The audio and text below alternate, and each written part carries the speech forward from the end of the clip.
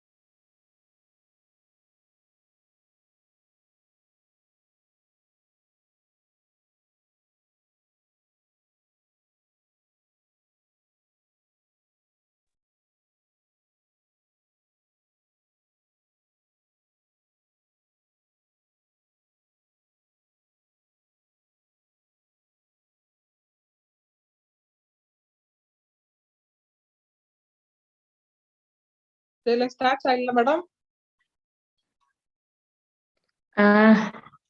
Okay, ma'am, but we are told us 4:30 in the WhatsApp group. So we'll wait for a few minutes, okay? Okay. No, we can start at 4:30, madam. No problem.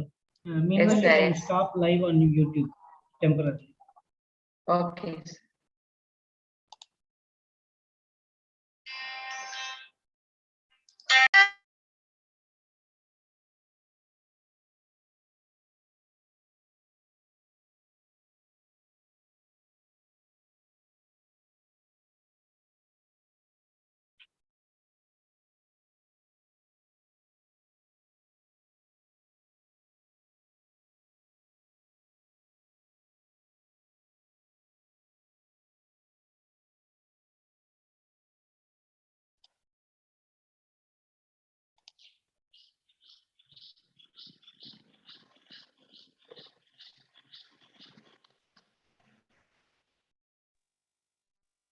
Ma'am,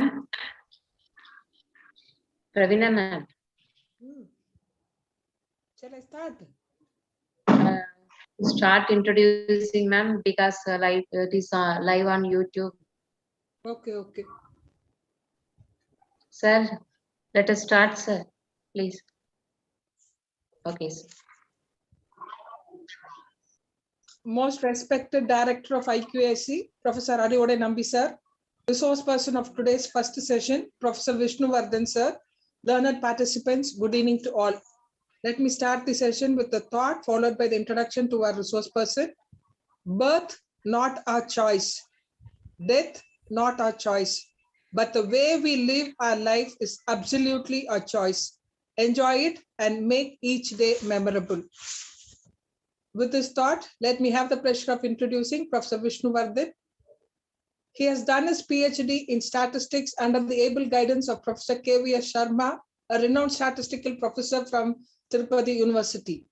His areas of interest are computational statistics, multivariate analysis and regression diagnosis, biostatistics. He has served as a research associate for 2 years in the prestigious C.R. Rao Advanced Institute of Mathematics. He is a recipient of many prestigious awards. To name a few, Mrs. Bhargavi and Professor C.R.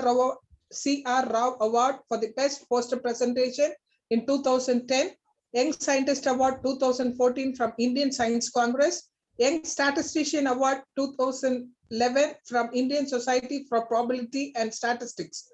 He has authored 3 books and has been published by famous publishers like Taylor and Francis, LAP, that is Lambert Academic Publishing from Germany.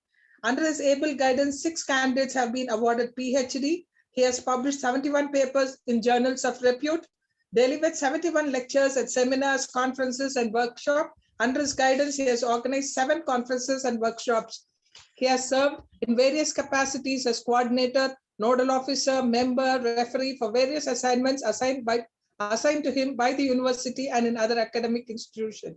Presently, he is working as the Associate Professor in Statistics at Central University of Pondicherry. Sir, we are very happy to have you with us this evening to handle the session on R programming in research. On behalf of IQAC, I welcome you, sir. The platform Thank you is and good evening one and all. Once again, I'm so happy for introducing me to the gathering, virtual gathering. And let me thank the IQAC, the director and the team of IQAC for this invitation. Hope my voice is clear. Yes, sir. Yeah, fine. So today we'll be discussing about the concepts on R programming. Okay, so I'll be taking you a tour on R and R libraries, where you will understand how easy that R for non-statisticians. Okay, now I'm about to share my screen. Yeah, let me give a glance about the R. Okay, so I think there are many people who are beginners of this R, or at least they have heard about this particular R programming or R language, isn't it? Has anyone worked with, as you did in my previous talk, your interaction will make me to reach you out with some better expectations. Okay, so has anyone in the gathering, I mean in this participation, has anyone started working with R or has an interest to know?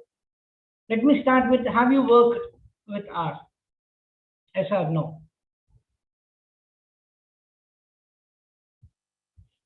Okay. No. Okay, fine. It's good. Beginners. No. Right. So let me raise the next question. Are you scary when you heard about R programming, or you got any fear? Already SPSS, Excel are there. Now again, people have started using R programming, which is some kind of a coding. So did you got scared or fear out of that?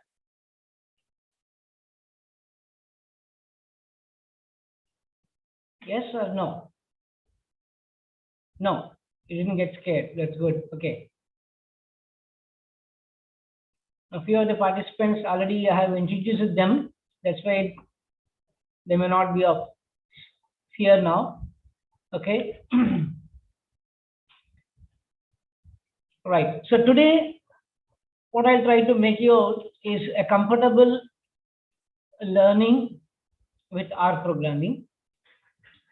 For several years, either it is statisticians or non-statisticians, you're all well versed with, I mean, you have got an acquaintance with SPSS, Excel. Clear? Now, this R for non-statistician is also as easy as you do in SPSS. Okay? Now, how? In SPSS, we do a menu-driven approach. We have a systematic procedure of conducting every statistical graph, statistical tool, tables, cross-tabulations, frequency, whatnot. Everything is a stepwise procedure that we execute in SPSS. Now the question is, can we have the same scenario in R? The answer is yes, we can. Okay. So the fascinating thing is that what and all stepwise procedures or step-by-step analysis that we do in SPSS, almost majority of the contents, maybe some more additional features that can be done in R. That's really good news for all non-statisticians and beginners who has interest and zeal to learn data analysis. Now, the next question comes is, how do we do that?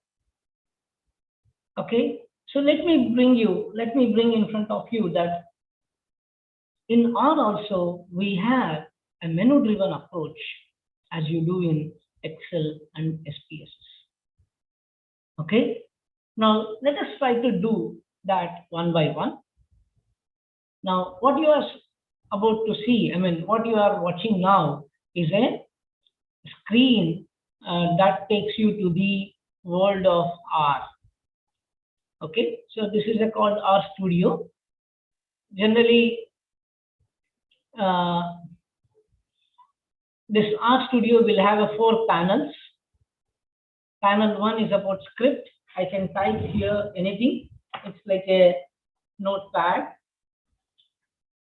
All non-executable statements should be given as a hash that will become as a comment. Any line of R code like mean of something, these are all functions, ready available functions that we have to write. No, I'm not taking you to all these things. We have ready-made functions for this. So this panel is for writing your own codes, because even in non-statistical background, there are many people who are good at programming or who have an interest in writing a small programs to get some beautiful outputs of their requirement. Okay, now this is actual R engine, R console. So here if I type 2 plus 7, every activity can be done. Like R can be used as a calculator. Okay, R can be used as a calculator, a programming language. At the same time, you can do a basic analysis to the advanced statistical analysis in R.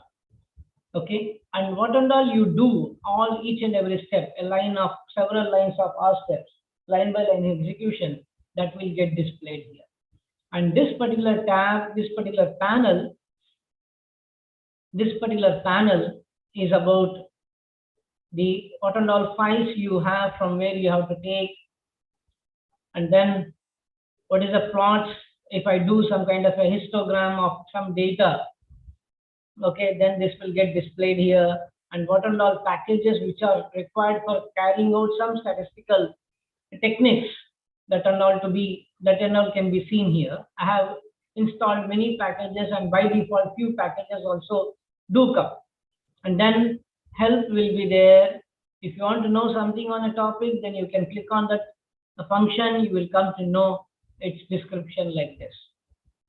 Okay, like this you can see the viewer as well. Now, today what I said is I'll be taking you to a menu-driven approach of R. Okay, so to have that menu-driven approach, let me increase is the font visible now? Is this font visible now? Yes, sir. Yes, sir. Yeah. Okay. Now, there is 2 things that you need to do before you start a menu-driven framework of R program. Okay. Now, what to do? The simplest way, that is, I have to tell, before that, I need to tell how to install R and R Studio. Then I will take you to the tour of a menu-driven approach in R. So let me share one more screen. New Google. You're able to see this now? Okay. Now in Google, you just type R latest version.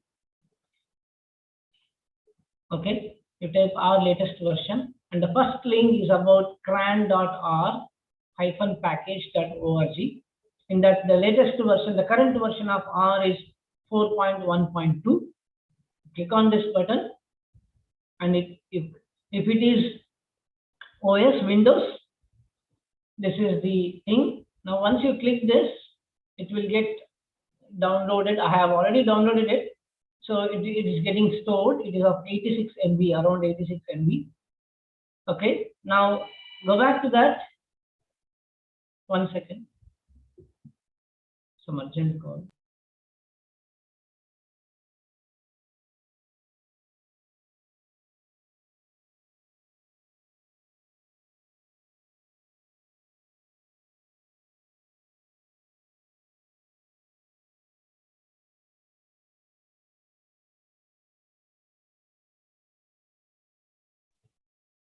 Yeah, thanks you. So now the R is getting downloaded now. Meanwhile, what you do is you go with just today you listen. Okay, if you have already installed, you have installed R in your systems, desktops, laptops, anything, you just follow me. If not, note down step-by-step procedure. Then you can work out. And we have one more session tomorrow. There you can raise your queries upon your practice. Now next type, you have RStudio latest version for Windows, for Mac, anything. You click on that. The first link, I have already downloaded it. Okay, so click on this RStudio. Now it will take you to this page. Now we have to choose this RStudio desktop. Is that clear? Is this speed is okay to understand what you have to do point by point? Yes, sir. Do I need to slow down? Okay, sir. Yeah, this is fine. Okay. Now we need to go with RStudio desktop. There you have a button called download.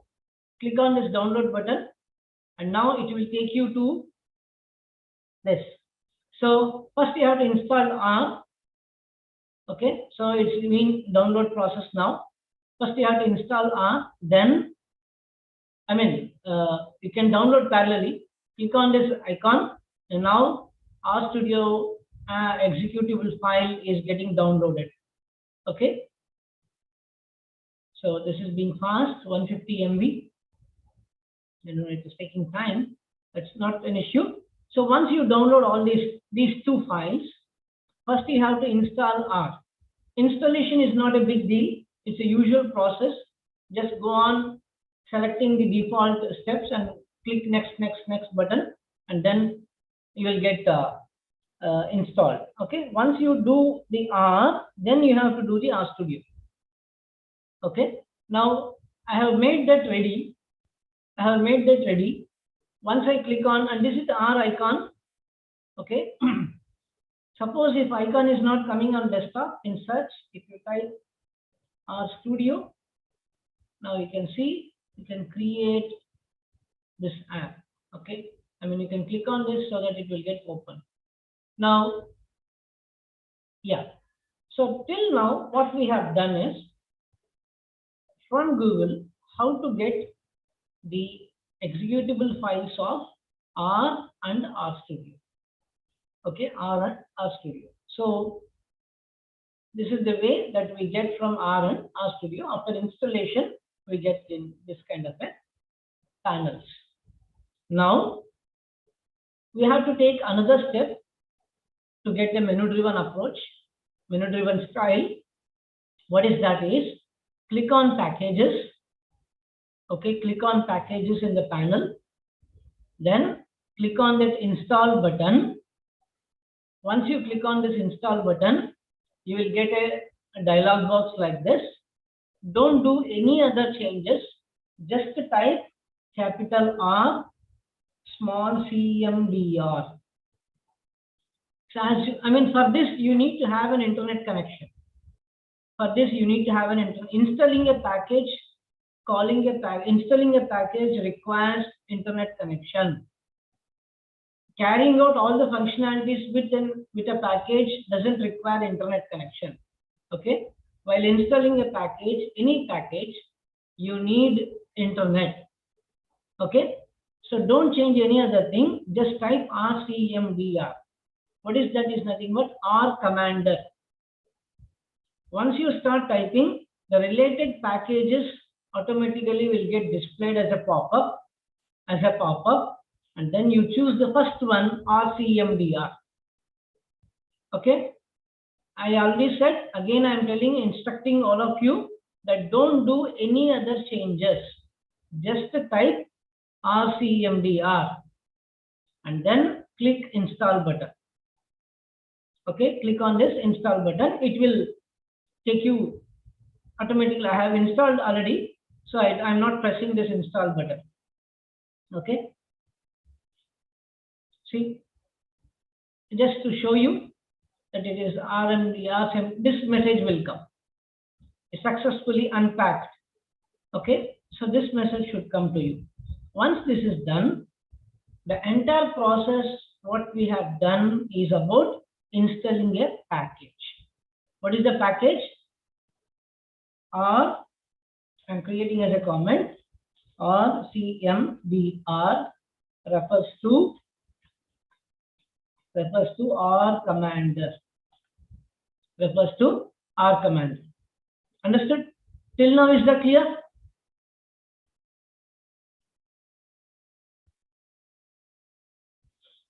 Till now, is that clear? Okay. So, hi. Now, the next step, what we have to do is calling the installed package. Calling the installed package. What is that installed package? RCMDR. To call a package, we need to use a function called library, or what is the package name? I mean, a general syntax. General syntax is use library within that package name. Package name. So library RCMDR. So this is the text pad. Now once you type this, you have to click on the run button. You have to click on the run button. So click on this run button. Now loading package. Everything is done. Once the loading process is done, you can see the stop button. Don't click on this. Okay. The package is getting loaded. Now everything is fine. Okay, everything is fine. Don't consider all these things. Attaching package RCMDR. Now the package is ready. All the functions, all the supports, everything is ready.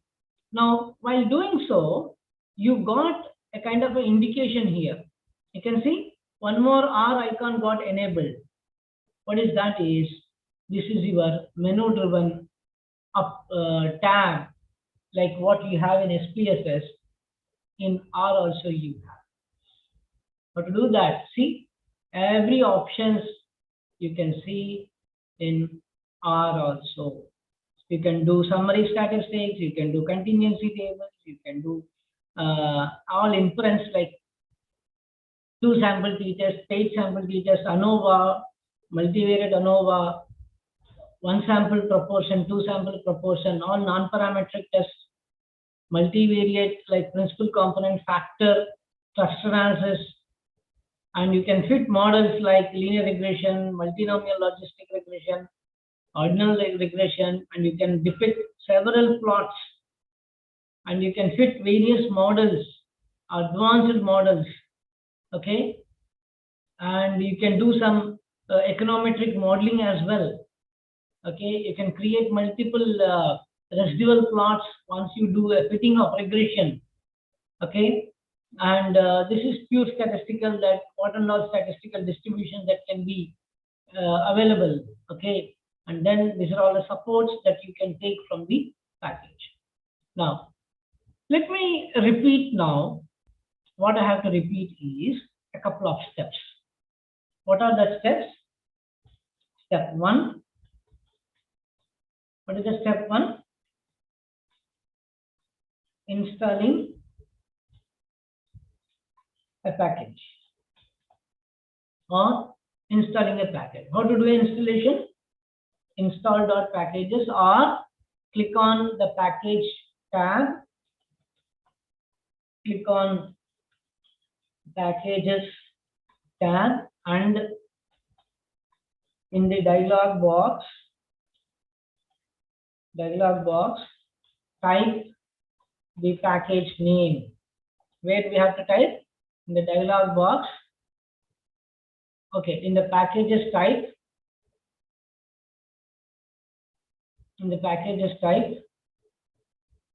choose install button, and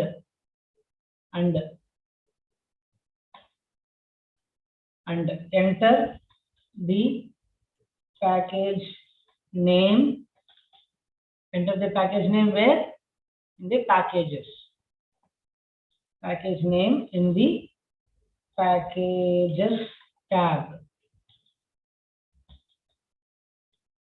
Okay, clear? Now what is the step 2? Calling the package.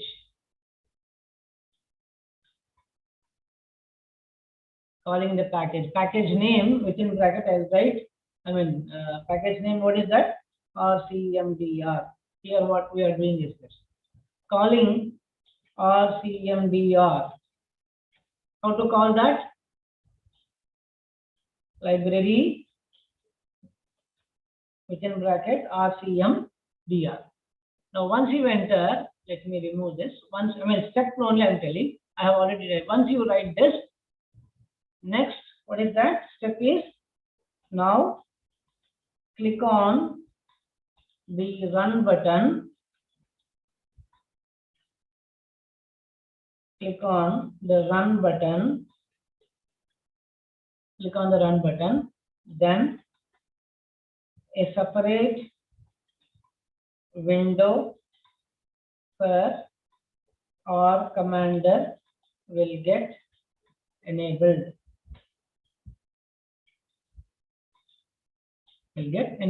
How it will be?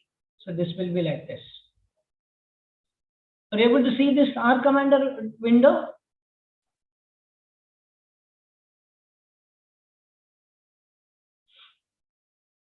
Are you able to see the R commander window? My cursor. R commander. No?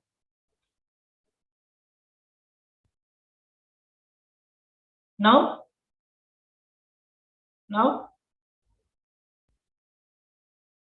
Yes, sir. Yeah, now you are able to see. Right. Great. So these are the steps.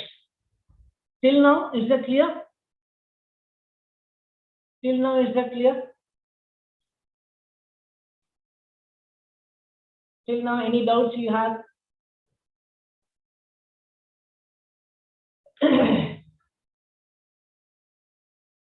Okay. So shall we move further? Now, first we need to load the database. Here, I'm taking one data set. Okay, the data set name is acculturation of stress and depression data set. This is a live data set. Not live, openly available data set. This is the work that got published in 2014 or 15. So those authors have made available, they made the questionnaire and data set, sample data set for the open practice. Okay, so this has several dimensions. It's a Japanese data set actually. Now let me explain you about each and every variable and how it is. Then we will try to make use of this data set to understand more features and how to carry out the analysis. Okay, right. So this inter-dom is nothing but domicile, whether you are from international domicile or it has two categories. Let me create a filter for this. Oh, data set is not seen. 1 second.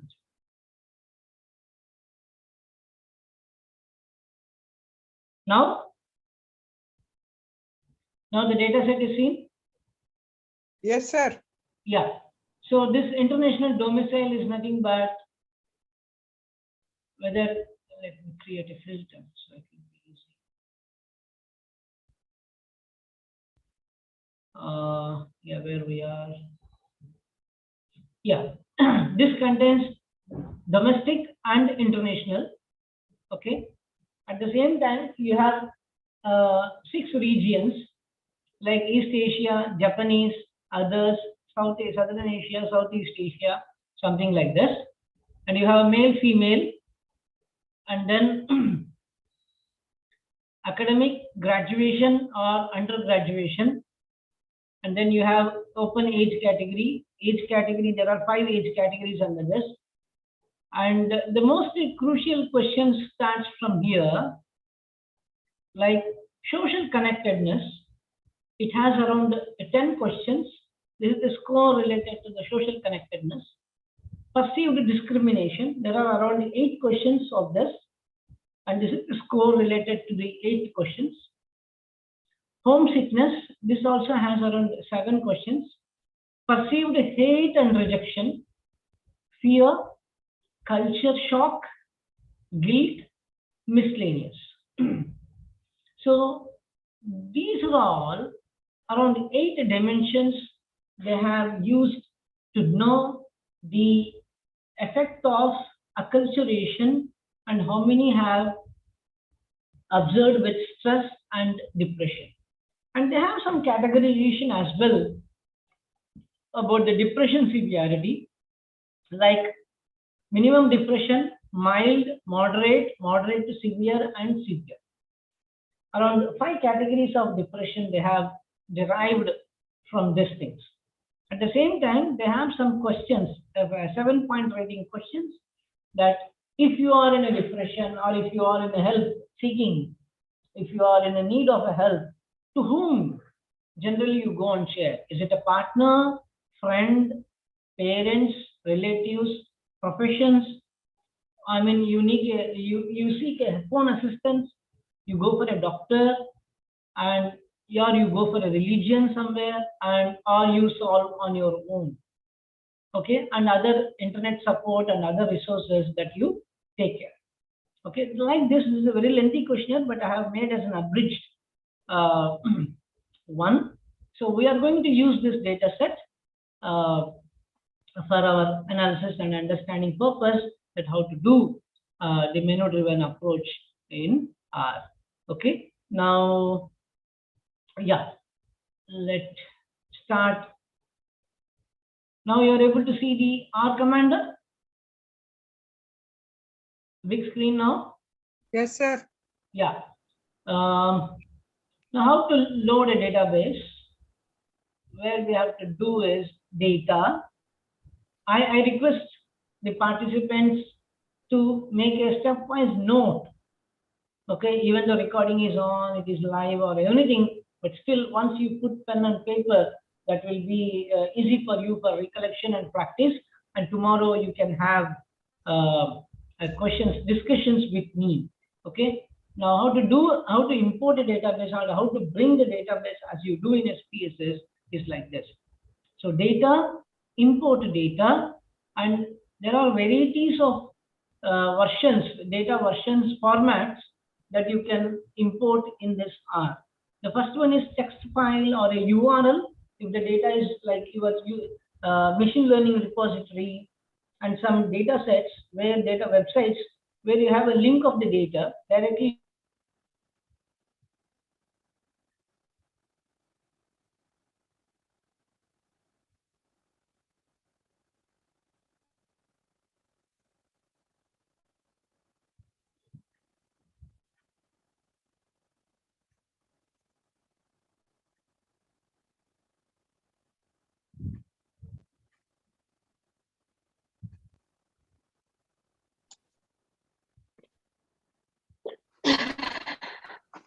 Sir, not able to hear you, sir.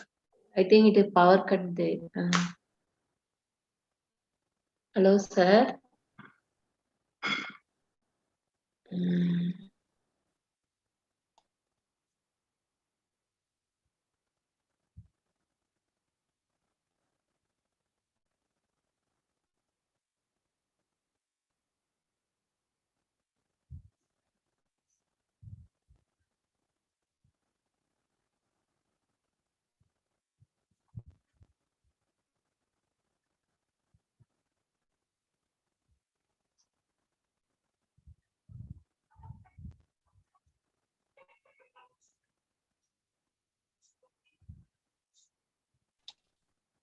Sir will join in 2 minutes because there is power cut in his area. 1 minute, 2 minutes will be joining.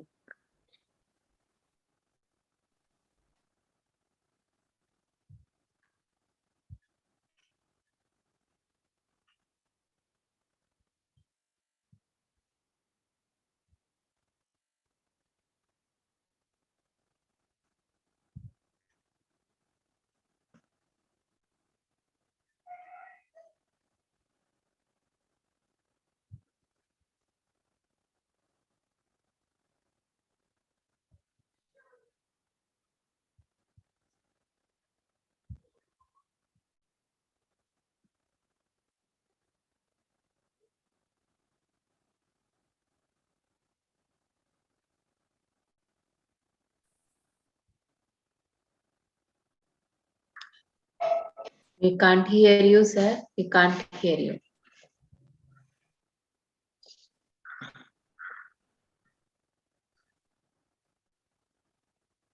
Now, madam. Yes, sir. Yeah. So there was some power shutdown. That's why I lost my network. Sorry for that. Now let me. Yeah. Now you're able to see this R window, R commander. Yes, sir. Yeah. So now let us load the data set. I said data, import data. You select from Excel file. The highlighted blue highlighted path you have to note down. Data, import data from Excel file. Click that. Okay. If you know the data set name, you type here. If not, variables in the first row of the spreadsheet, that will be the thing. And don't change any other option. Just click on the OK button. Just click on the OK button. Now, once you do that, hope you are able to see the step-by-step thing.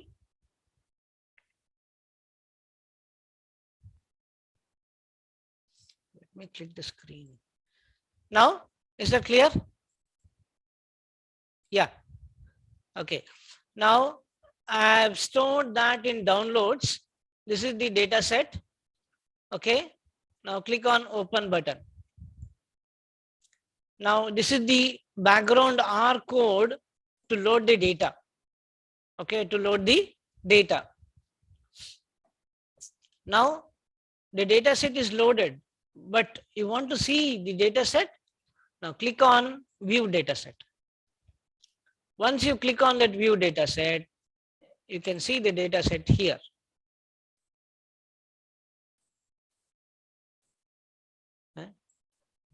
One second.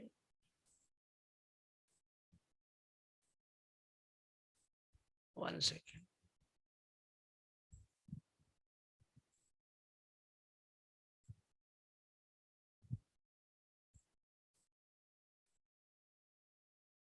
What happened?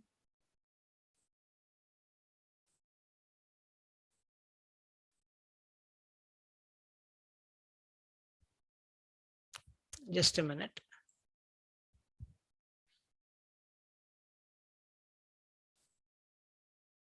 Just a minute.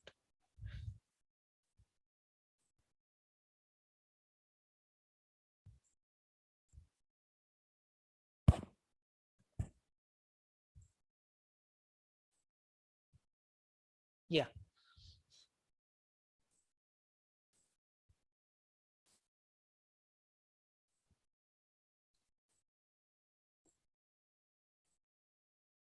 Okay. So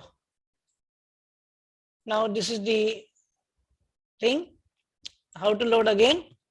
Because I closed it, I'm redoing it. Excel file. Click on OK. You choose the data set. Now click on View Data Set. You can see this here. Click on the data set. You can see the data set here. Okay. So this is the complete data set that we can see. Okay. Now the data set is loaded. Now let us start sample things, simple things.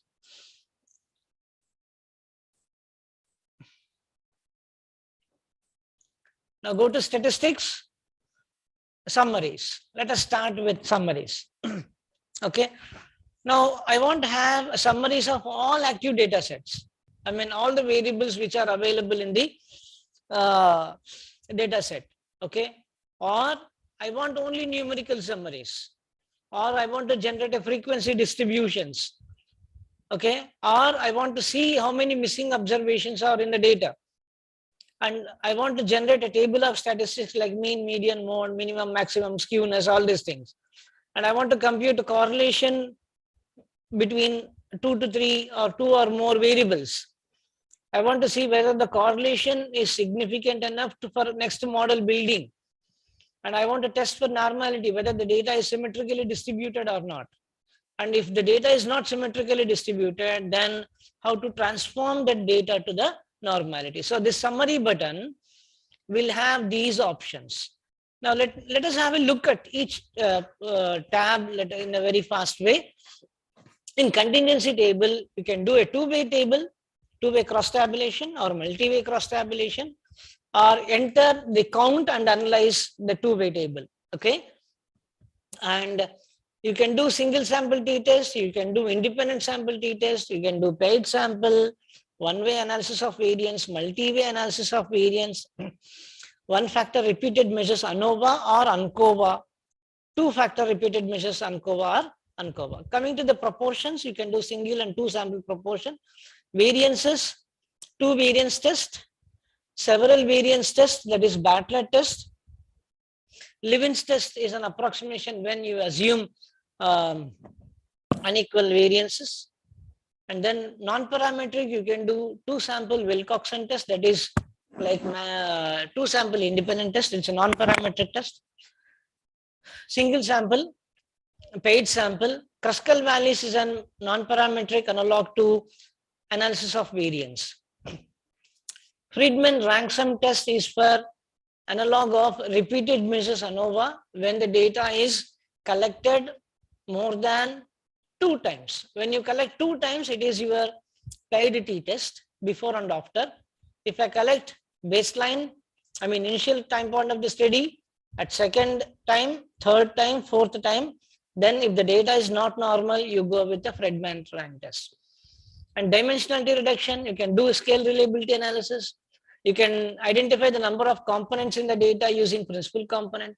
You can do exploratory factor analysis, that how many items under each component that you can do, and you can do structural equation modeling, that is confirmatory factor analysis in R Commander. Okay, but when you want to do it in SPSS, you need an additional package called analysis of moment structures, that is AMOS. Unless you install AMOS along with SPSS, you cannot do structural equation modeling or a confirmatory factor analysis. But here, that's a quite easy time that how to do this. So far, I have not explored this. Okay, and where we are, yeah, dimensionality reduction, and you can do cluster analysis with k-means and hierarchical clustering, and you can fit models like simple and multiple linear regression, different model fittings, advanced regression model, binary and multinomial logistic, ordinary and high-end models that are required with respect to generalized estimating equations. Okay, now coming to the graph, so this is the total menu of this statistics menu. Okay, statistics tab. Now we are moving for graphs. Graphs, you can see, I don't want to read it out because it's very clear that you can do around 10 to 15 varieties of graphs, like box plot. Yesterday we had, day before yesterday we had a discussion on this, and you can generate 3D scatter plots as well, and can create some saving of images also. Okay, can we fit models? See, models are in a generalized phenomena. Data vary, that's it. Now, the data what I'm taken is from a psychological data. I can use that data to fit the models. Similarly, in your discipline, basing on the research objective, you can use these techniques. You can use these techniques. Okay, so there is no software or a package that only for educational research, only for psychological research, only for medical research. Okay, even SPSS can be used for various disciplines where the content data differs. That's it.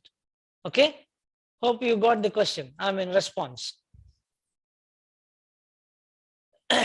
Now, likewise, you can do models, different models. These are all multicollinearity, autocorrelation, econometric modeling. This tab relates to econometric modeling. And you can generate various residual diagnostics to see whether the data is of best fit, worst fit, whether it has outliers, whether how the multicollinearity is affected. All these things can be seen here. And several statistical distributions that can be of fit. Okay, now let us start doing, till now is fine? Till now is fine?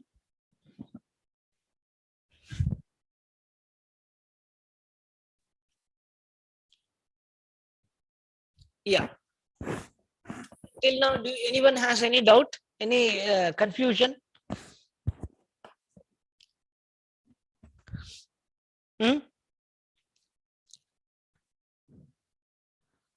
Okay. Someone has raised a question. Deepa Kumaravelan. Yeah, madam, what is your doubt?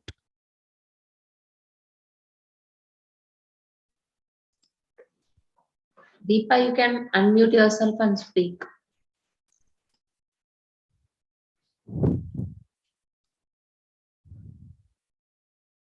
No doubt. Okay.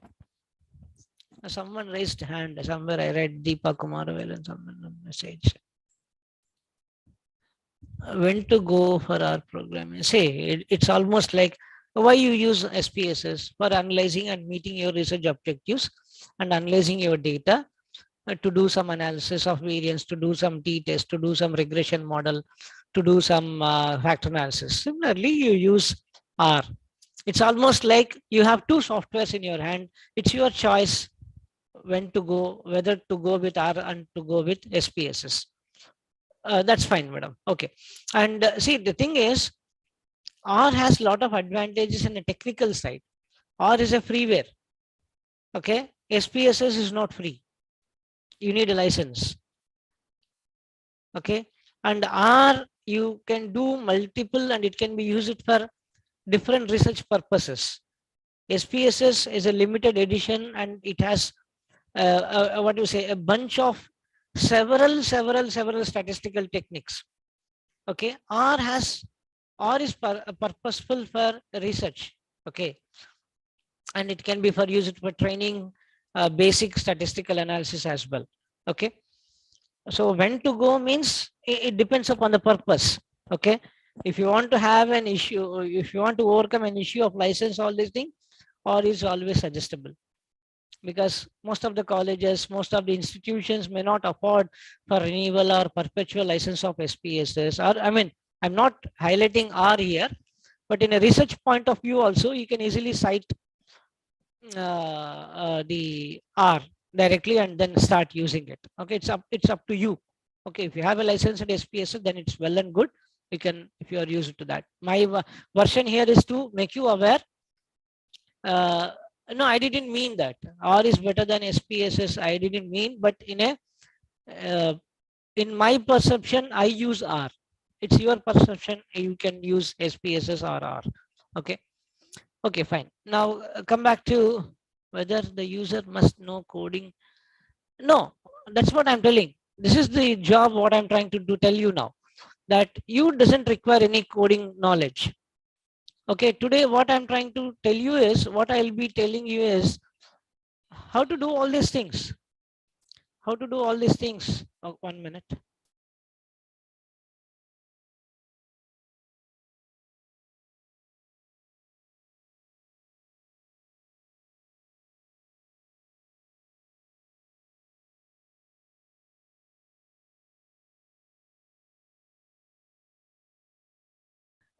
Thank you.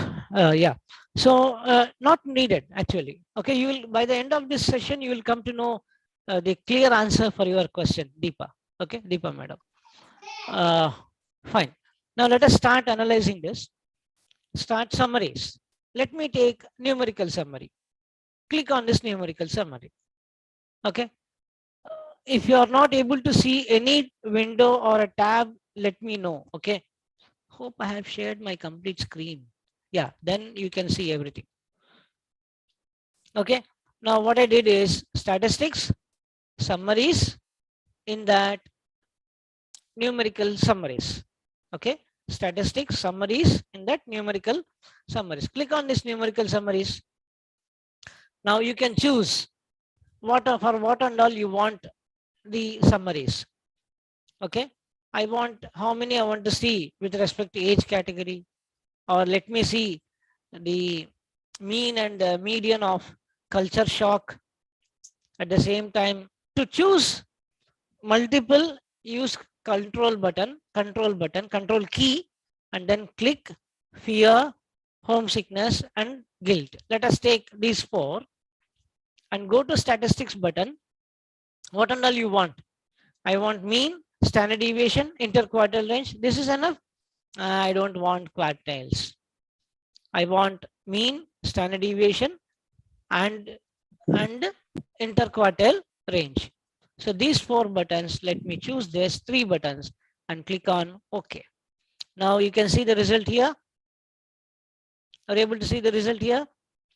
The total number of samples are 268 in the data. Interquartile range is 5. What does it mean? Q3 minus Q1. Okay. And mean culture shock is around 6.06. Standard deviation is 2.60. Similarly, the average homesickness in the total samples is 9.60. Does it make a sense? Because I'm observing in overall. But let me explore differently like this.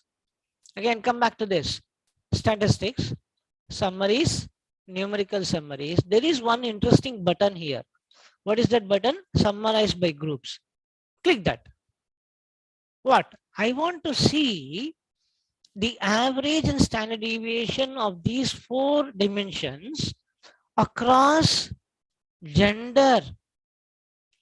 Then I can get which gender has more guilt, which gender has a less guilt, which gender has a more fear in reaching out for help, which gender has a more sickness.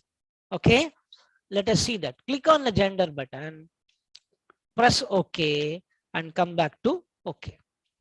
Now see this. Are you able to see here? Yeah. Coming to the variable culture shock, the mean culture shock is in female, and I mean 6.30 and 5.64. Similarly, fear is relatively higher. I'm not doing any statistical hypothesis testing here. These are all my observations as of now. Okay. Now, relatively, if I observe in 4 dimensions, females are having a relative higher fear, relatively higher culture shock, relatively higher guilt, at the same time relatively higher homesickness. Is it clear? Are you following me? See, my attempt is to make you learn how to do a step menu-wise, menu-driven approach. At the same time, how to choose multiple options under each tab. Okay, and how to interpret the outcome also, how to narrate it. I'll try to make that. Fine. From this, somewhere, any one of you make a note that this 4 dimensions, and when I created summary statistics across gender, it gave me some insight that can we frame an objective that on an average, females are having higher issues. I mean, higher with respect to culture shock, higher fear, and they are also guilt, and they are having relatively higher homesickness when compared to males. So this is my objective, which may be already in my research proposal, or upon such exploration I may add as my secondary objectives. Okay, now I made a note that I want to verify whether the relative difference in mean between males and females, is that significant? Can that be noticeable? Now I need to go with a hypothesis testing procedure. That we will do it later. Now, as of now, make a note of this. I will ask you at a later time. Clear? Now, go to R again. So now you are able to understand that how to get the summary statistics of all these things. Clear? Now let us close. Let us move to another option. Statistics. Summary statistics. I want to generate frequency distributions. Generally, frequency distribution means what? In each category, what and all, in each variable, what and all variables, and what is the count. Now I want to take depression type. I want to see a domicile. I want to see the gender. Let us take these three. For illustration purpose, I am selecting 1 and 2, something like this.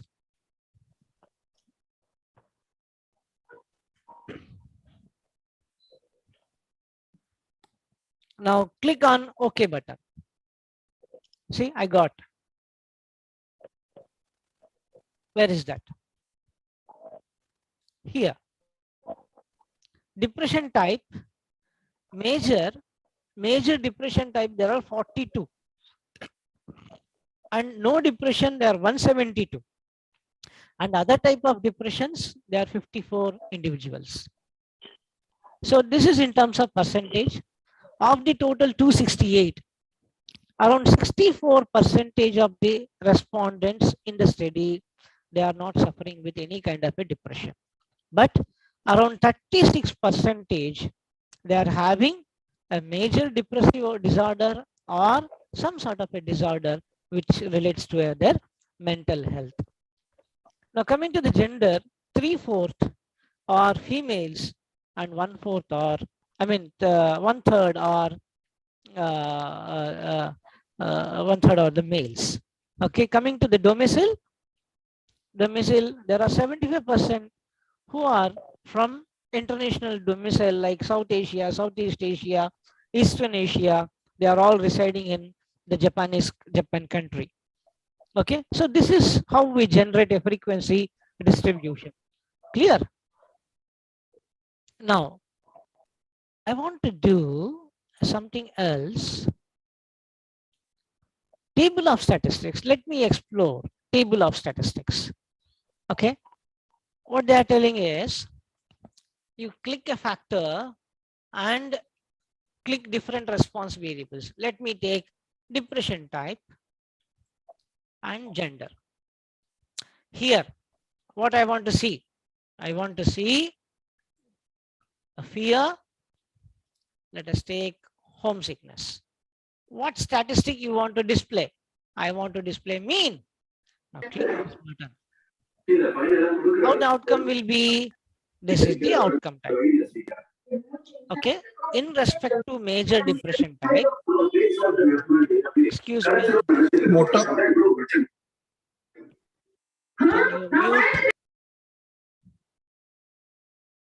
Done? Yeah. Now, if you see this, the outcome of what? Outcome of statistics, summaries, table of statistics.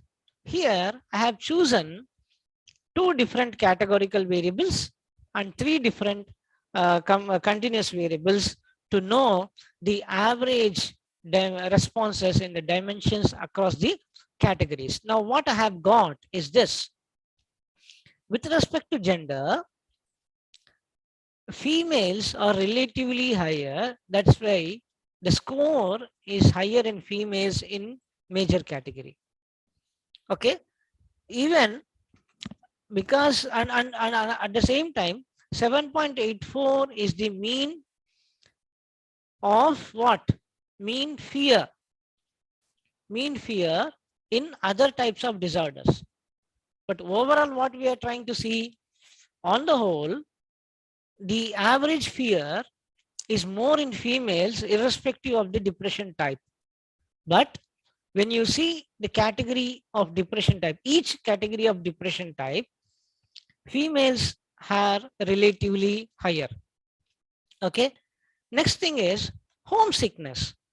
When compared to homesickness also, majority of the females, 11.65 is the average homesickness, where those female belong to the major depressive disorder. At the same time, the score is higher in other depressive disorders in females. This is little alarming. Okay. So this kind of a two factors, and what is the continuous variable across the two factors. You got how to understand this table and what is the purpose of this table? What we generated now?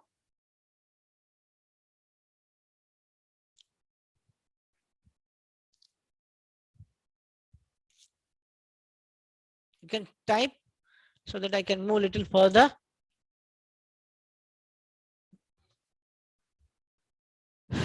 Okay. Now let us learn some.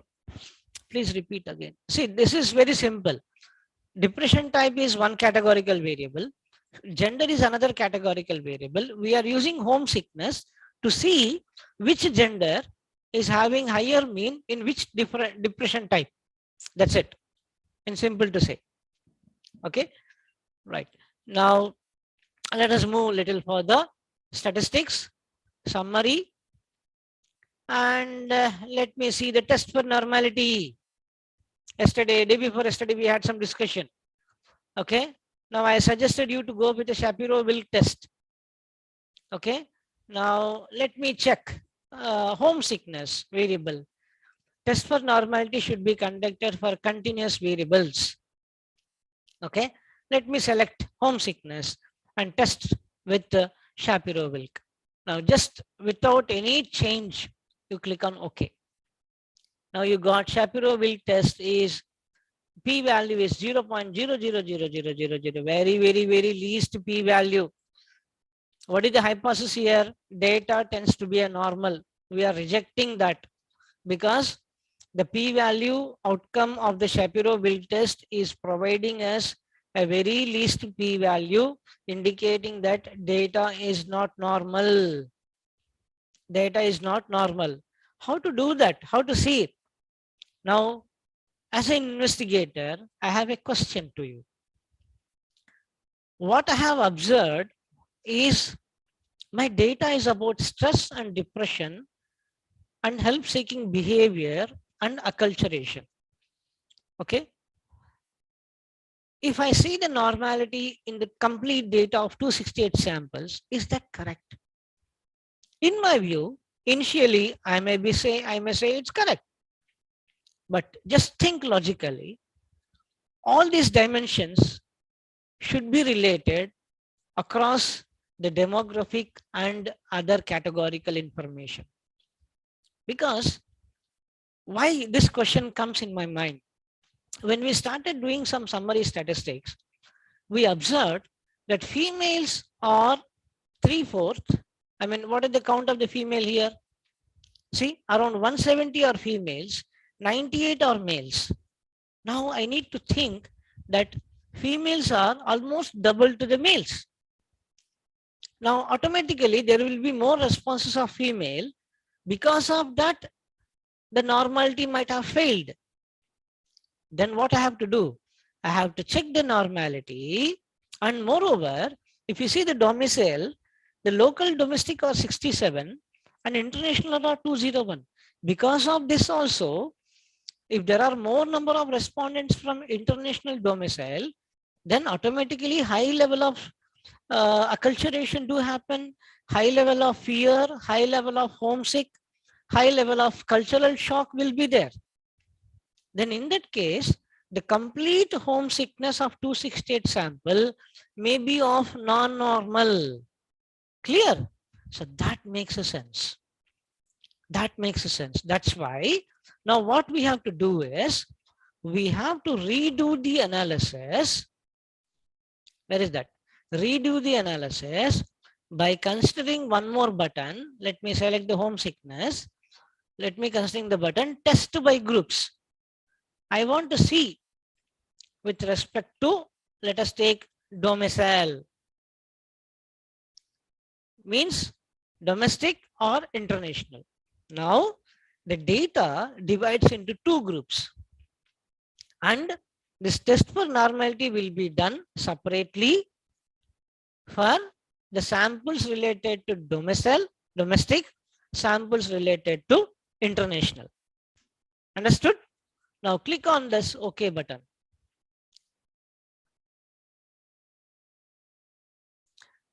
Whether the normality should be checked for all types of data, categorical. See, need not be, especially studies of this kind needs the normality check across the categories, because the main objective of this study is to classify to which type of a depression category they belong, like other depression, not depressed, and majorly depressed. Particularly when you are dealing with the classification problems, you need to verify the normality across the categorical with respect to different scales like home, sickness, guilt, fear, culture shock, social connectedness, like this. Is that clear?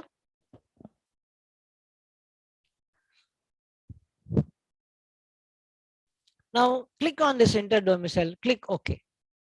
Now I got the response here. Now see, this is with respect to domestic. But still, if you see the p-value in domestic and international, okay, they are very low. They are very low, which seems that even irrespective of the domestic and international domicile, the responses are skewed. Maybe more number of categories are at the center and very few are at the tail end. Likewise, okay, no, these outcomes are based on the Likert scale only. Okay, don't use Likert scale for testing the normality. Likert scale are ordinal data. They are all qualitative.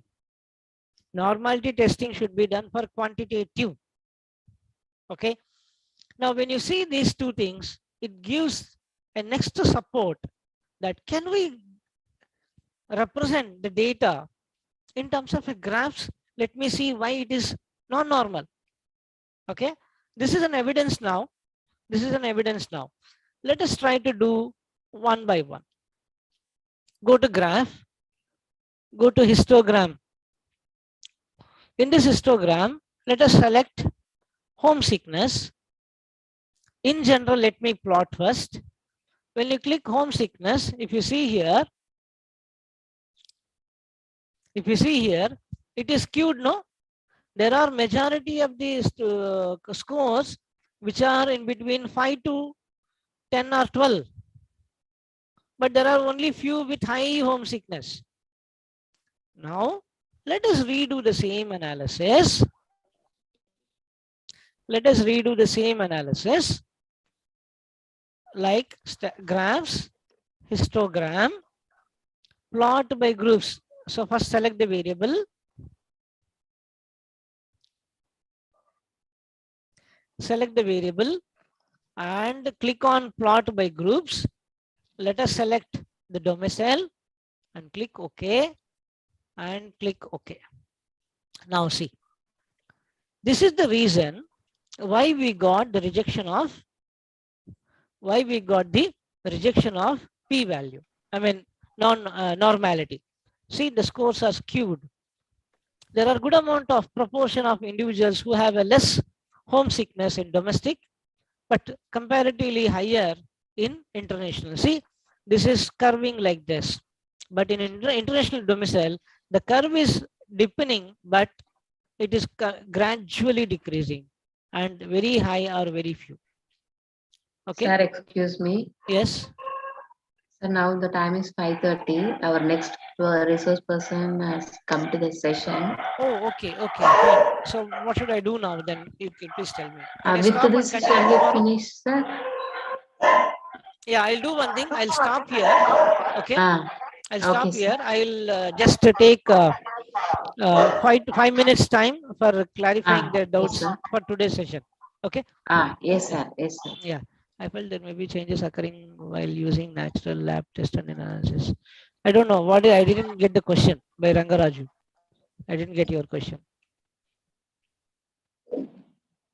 Okay. Any doubts as of today? I mean, this what we say today's point topics that we have discussed. Tomorrow will be little. I mean, tomorrow also 4 o'clock, madam. Yes, sir. Okay, I'll be ready by 4 o'clock. Today we had a faculty meeting and it went on for a long time. Don't mind, sorry. Okay. Sir, good evening, sir. Yeah, good evening, madam. This is Deepa Kumaravelan, sir. Madam. Sir, I have a small clarification. So when coming to the output window, so the compared to SPSS, this output is not that much clear. So it is not coming into table. No, so it won't come. It won't come. Yeah. So we have to make the presentation by table. I hope so. Correct. Correct. But there is one more option in R, that is what we call Markdown approach. Okay. And different, I mean, that I will tell tomorrow. Okay, where you can clearly specify that, I mean, a table will come, small editing to be done as you do in SPSS. Okay, that can be done. Whether it can be explored in some other file like Word document, this output we can export. Okay, sir. That's yeah. fine. Thank you, sir. Yeah. Any other doubt?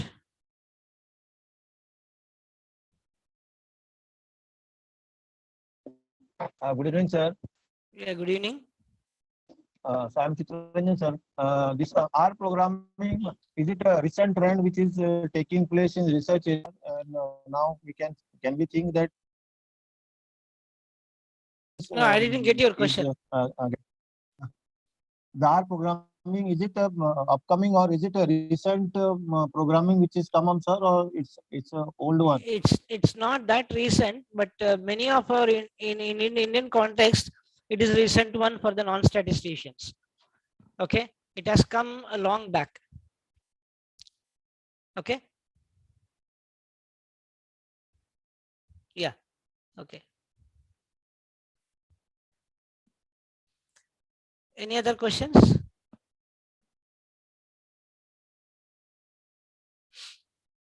Okay, fine. If there are no questions, and kindly we'll continue this tomorrow by 4 p.m. Okay. Okay, sir. Yeah. Thank you, madam. Thank you. Thank all of you for listening. Bye. Ravina, ma'am. Yes, madam. Good evening to all of you.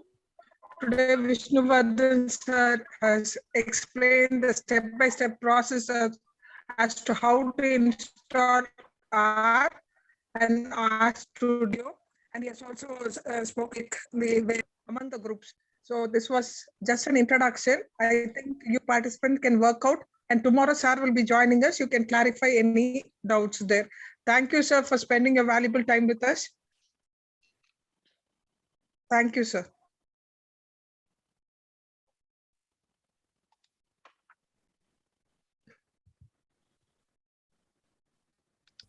Now Chaudhary sir has come, madam. Yes, sir. Yes, ma'am. Yes, Sir yes, is ma'am. here. Sir, good evening, sir. Good evening, madam. Okay.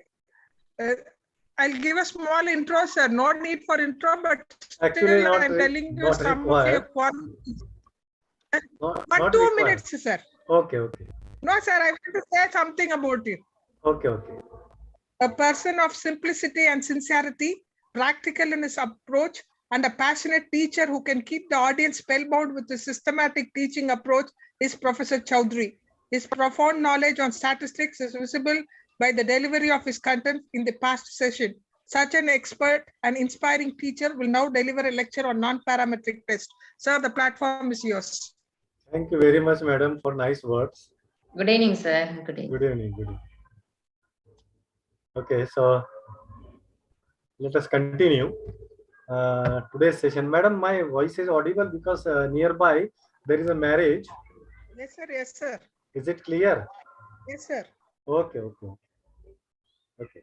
So today's session is about non-parametric test, and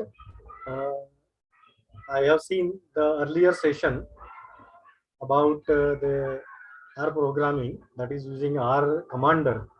So there is one question, just to answer that question. Actually, you can use any software to analyze the data.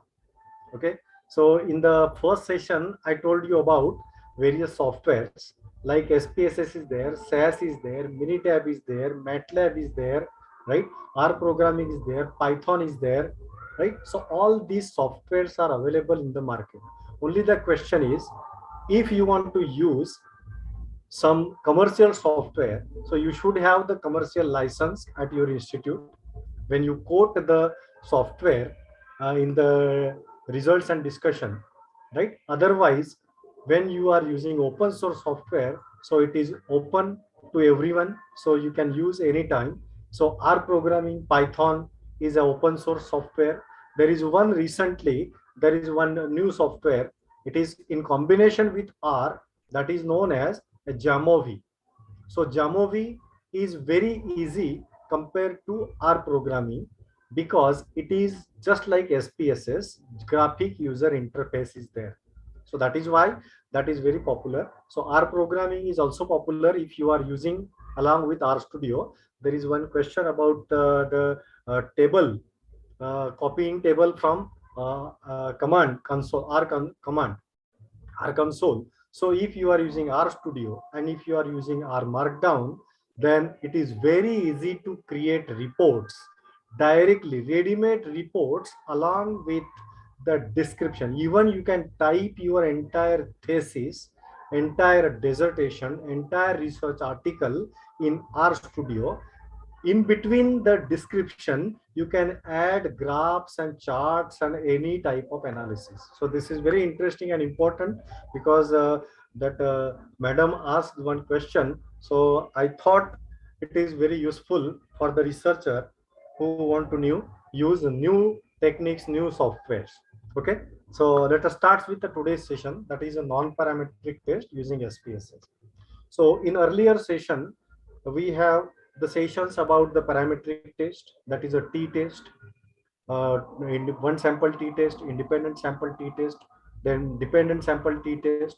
Then in yesterday's session, we have discussed the analysis of variance one way, two way, whether it is CRD or whether it is RBD, randomized block design, or whether it is a factorial design. So all these tests are the parametric test.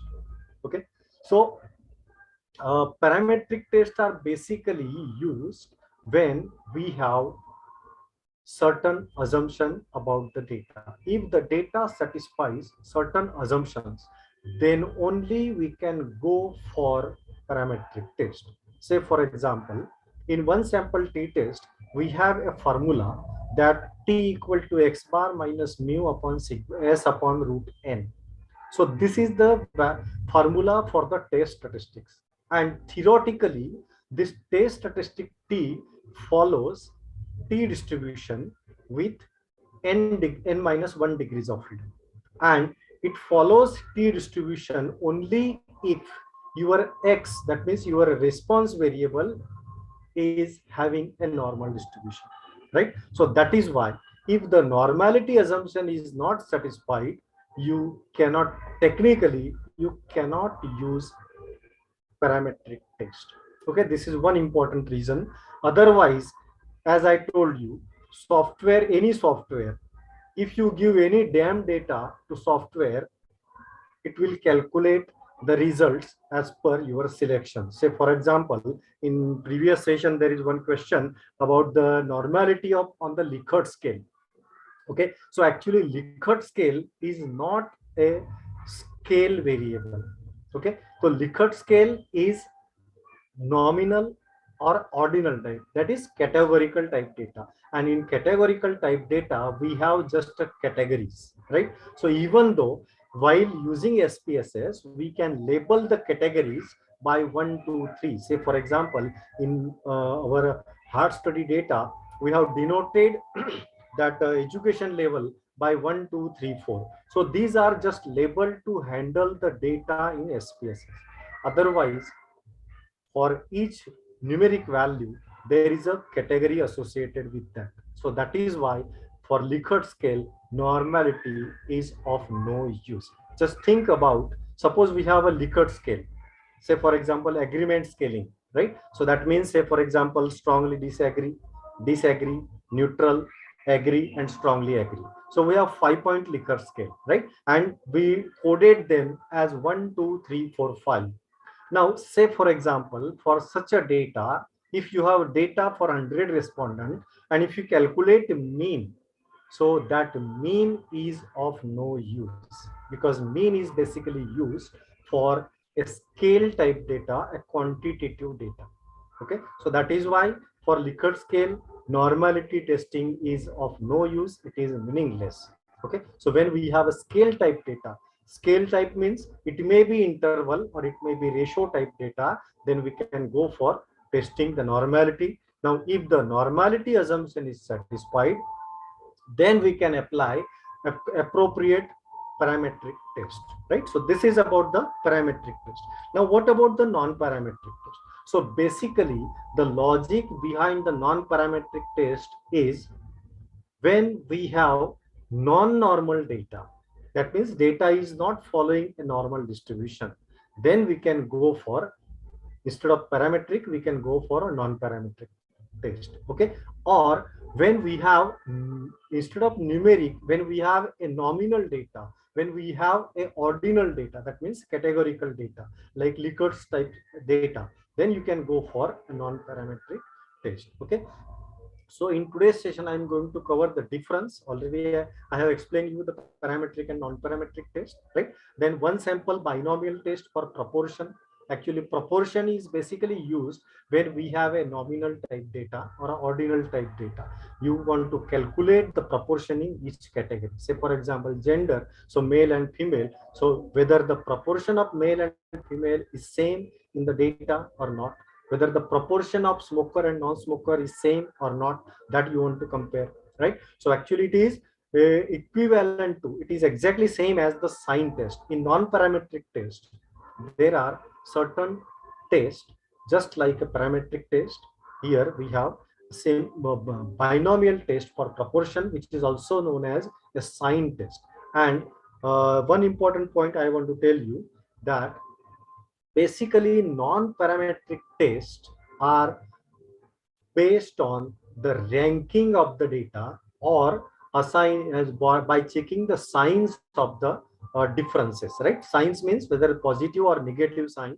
So that we will see, right? So that is why it is very useful when we have a categorical data that is ordinal or nominal, or even if we have a scale type data, but normality assumption is not satisfied, we can go for a non-parametric test, right? So I'm going to cover binomial test for proportion, categorical data, for numerical variable, then chi-square test for more than 2 proportion, just like independent sample t-test is used for comparing 2 groups, right? And ANOVA is used for more than 2 groups. So here for 2 proportions, we can use binomial test, and for more than 2 proportions, we can use chi-square test, right? Similarly, we have seen that Shapiro-Wilk test, right? So Shapiro-Wilk test is used to check the normality. So there is another test to check the normality, and that is Kolmogorov's mineral test. Only the difference is Shapiro-Wilk test is a parametric test and Kolmogorov's mineral test is a non-parametric test. Okay, in Shapiro-Wilk test, we can check only normality, right? We can check whether the distribution is normal or not, whether the population from which the sample is taken, whether it is normally distributed or not. So that can be tested with the help of Shapiro-Wilk test. But this Kolmogorov's mineral test is used to test the normality, that means normal distribution, to check the uniform distribution, to check the Poisson distribution and also to check the exponential distribution. I will show you in SPSS. Okay, then there is a one sample Wilcoxon sign test and run test for the randomness, right? And Mann-Whitney test, that is for two independent sample. Then there is a dependent sample sign test, Wilcoxon sign rank sum test, and Kruskal-Wallis test. So I am going to cover all these tests in today's session, right? So as I told you, for parametric test, the assumptions are very, very important, right? So the first assumption is observation must be independent. So generally, when we collect the data, so data is collected independently. It is collected randomly. Okay, so it is a random sample from the population, right? Observation must be drawn from a normal population. That means whatever the sample you have taken, so that sample is coming from a population whose population distribution is a normal distribution. Normal distribution is a well-known distribution in statistics. It is also known as a Gaussian distribution. It is given by Gauss, right? It is given by Gauss, so it is also known as a Gaussian distribution. Okay, so this population must have same variances, right? Suppose you are comparing two groups, so their population variances must be same, right? So this is the third assumption. And the last assumption, that is the variable measured must be at least an interval scale. Okay, so let me repeat certain things, right? So there are four types of variables, four types of data, right? One is a nominal data, that is just a classification into different categories. Second one is a ordinal type data, where order is important. Okay, second one is ordinal type data where order is important, right? And the third one, that is interval type data, and the fourth one, that is a ratio type data, right? So when we say at least an interval scale, it means either interval or ratio. So these four things, data types, right? They are in order NOIR, that is nominal, ordinal, interval, and ratio type data. So when we say at least an interval, that means interval or more, that means interval or a ratio type data. Okay, so this is about the parametric test, right? Now in non-parametric test, here about the population or population parameter, no specific assumption is assumed, right? So there is no condition about the parameter of the population. Another important difference between the parametric and non-parametric test is, for parametric test, basically we are interested in testing the proportion or difference of proportion, means or difference of means, variance or difference of variance, or what we call it as a ratio of variances, right?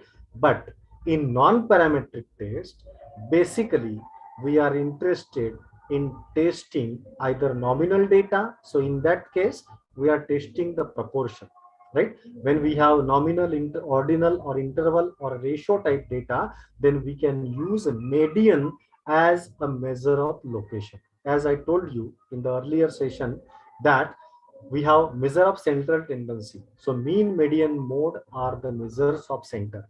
Okay, so mean is basically used for interval or ratio type data.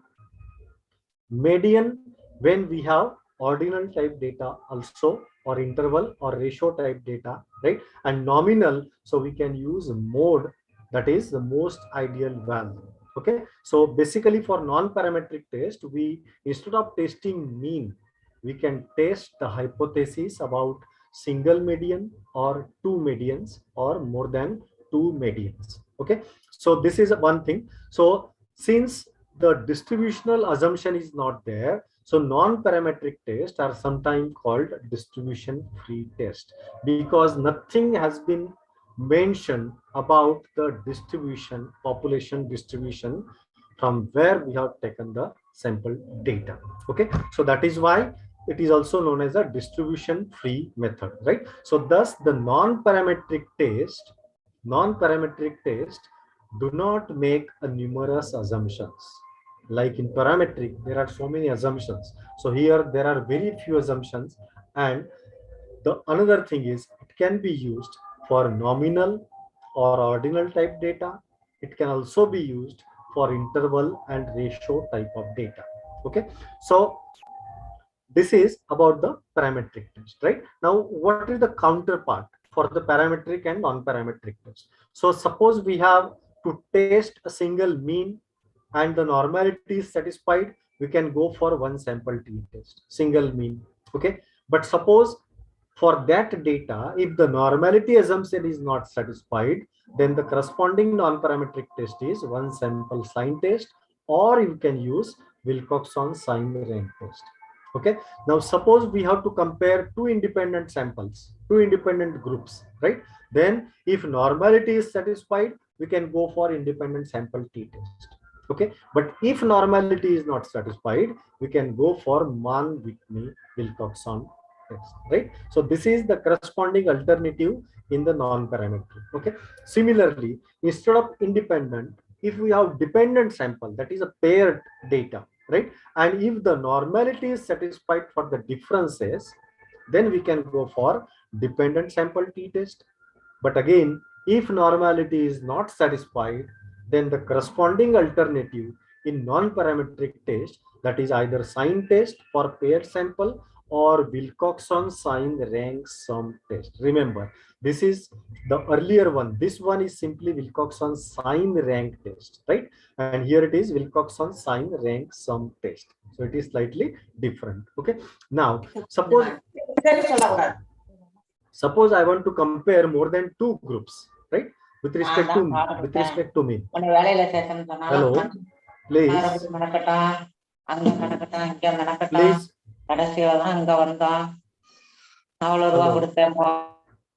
Hello, someone mic is on.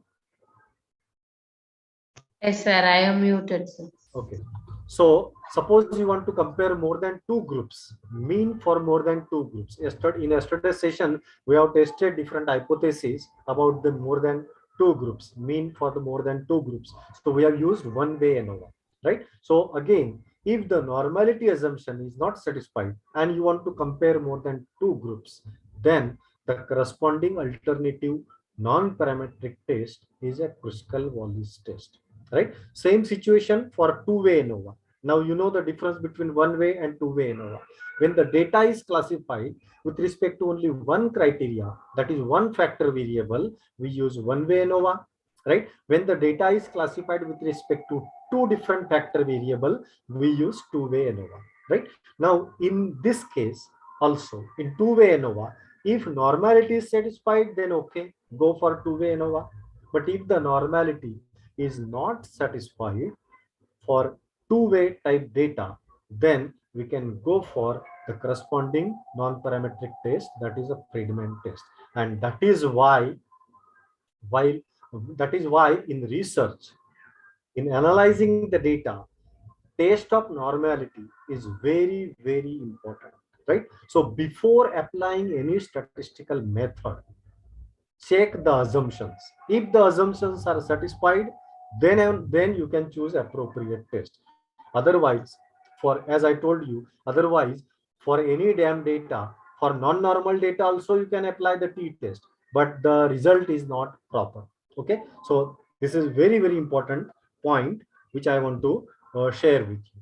Okay, now to discuss all these non-parametric tests, I am considering the same data set, right? That is a hard study data, right?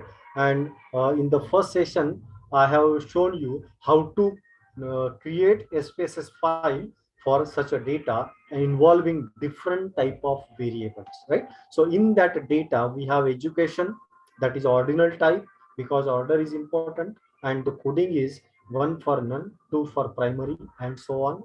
Another variable is gender, that is nominal data, only categorization is there. So you can code it, it is coded as 0 for male, 1 for female, right? Weight of a respondent, that is in kilogram. So it is a scale data, measurable data. Height is also a scale type data. Smoking status, that is just categorization. So it is a nominal data and coded as 0 for no, 1 for yes. right? That means non-smoker and smoker. Then physical activity. So it is again a categorization, mostly sitting and doing moderate physical activity. So it is a nominal data. Then the blood glucose in percentage mg, that is a scale type data. Serum cholesterol, again it is a scale type data. And systolic blood pressure in mmHg, that is also a scale type data, right? So this is the data I'm using for few non-parametric tests, and for other I will show you the data at that time. Okay, so this is about the data. Okay, now let us see one sample binomial test for proportion. Okay, now what is the research question actually? In this case, suppose the researcher collected the data for 100 individuals randomly. Okay, and these are the variable of interest, right? And since it is randomly collected, so researcher don't know whether the proportion of male and female is same or not, right? For that, what we have to do, we have to count the number of males, number of females, and divided by the total respondent. So you will get the sample proportion of male and sample proportion of female, right? But this is a one sample data. You can choose similar sample from the population, right? So I want to test whether there is a difference between the proportion of males and females. That I want to check. You can write this hypothesis in terms of the notation also, that is say P1 P1 is a proportion of male and P2 is a proportion of female. So we can say that P1 equal to P2, that is equal to 0.5, because there are only two categories. So total proportion is 1. Okay, so P1 equal to P2 equal to 0.5 against it is not equal to 0.5. That means the proportion is same against proportion is not. Hypothesis like this, the proportion of males and females is same. Okay, so that is there is no significant difference between the proportion of male and female. You can write this way also, right? Against the proportion of male and females is different. Okay, now to test this particular non-parametric test, how to proceed in SPSS, right? So I will show you actually in my presentation, in all slides I have created the slides in such a way that all the steps are explained. Okay, all the steps are explained, right? But hello, someone mic is on. Okay, so again here, so there are two ways. Now remember one thing, be attentive for this session, because this is just like a hands-on session, right? So if you understand from where to select and what to select, then it is very easy. Softwares are not difficult to understand, right? But you should have the background of the statistical knowledge also, then only you can choose the appropriate test. Okay, so here go to analyze, right? So in the analyze, as I told you, most of the analysis options are available. So here there is a non-parametric test. Now there are two ways to do this analysis.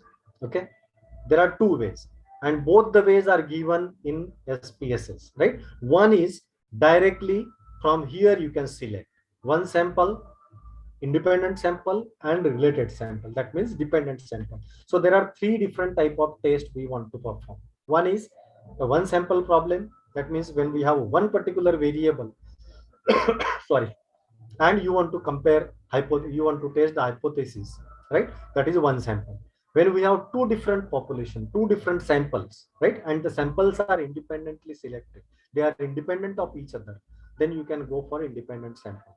Okay, but if we have pair data, then we can go for related sample, right? So from here you can choose the test, or if you don't know actually which particular test I have to use, you can go to the legacy dialogues.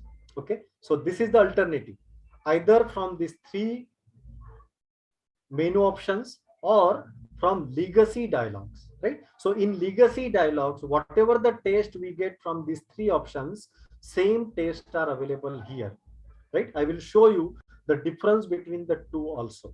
Okay, so from those who are not familiar with these three options, so they directly select this binomial test. Okay, and then continue, right? So let me show you the first option, right? So here it is clearly mentioned that you have to choose the binomial test, right? So you have to select the binomial test, okay? But here in one sample, when I click in the one sample, it will pop up a new window, right? Now look at this. There are three different tabs. Objective. Now try to understand all these options for one particular non-parametric test. Okay.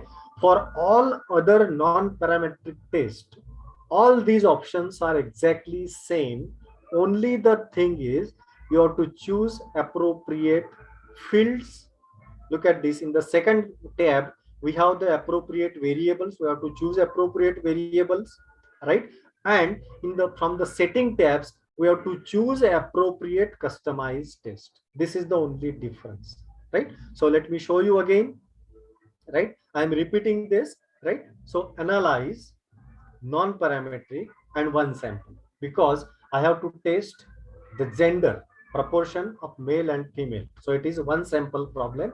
Okay, so select one sample. Now here there are three options, right? One is automatically compare observed data to hypothesize, right? So here no need to specify what kind of test you want to perform. SPSS will decide as per your selection from the field, from the variable. Okay, so if you don't know, you can choose automatically.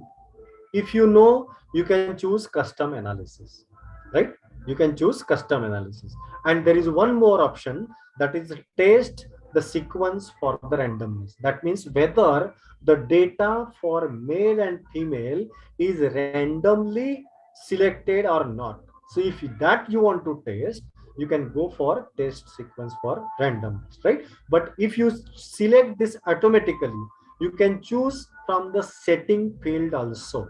See, customize, right? So here also you can select the customize option, right? But if you are not sure which test you have to use, then SPSS will decide depending upon the selection of variables in the fields.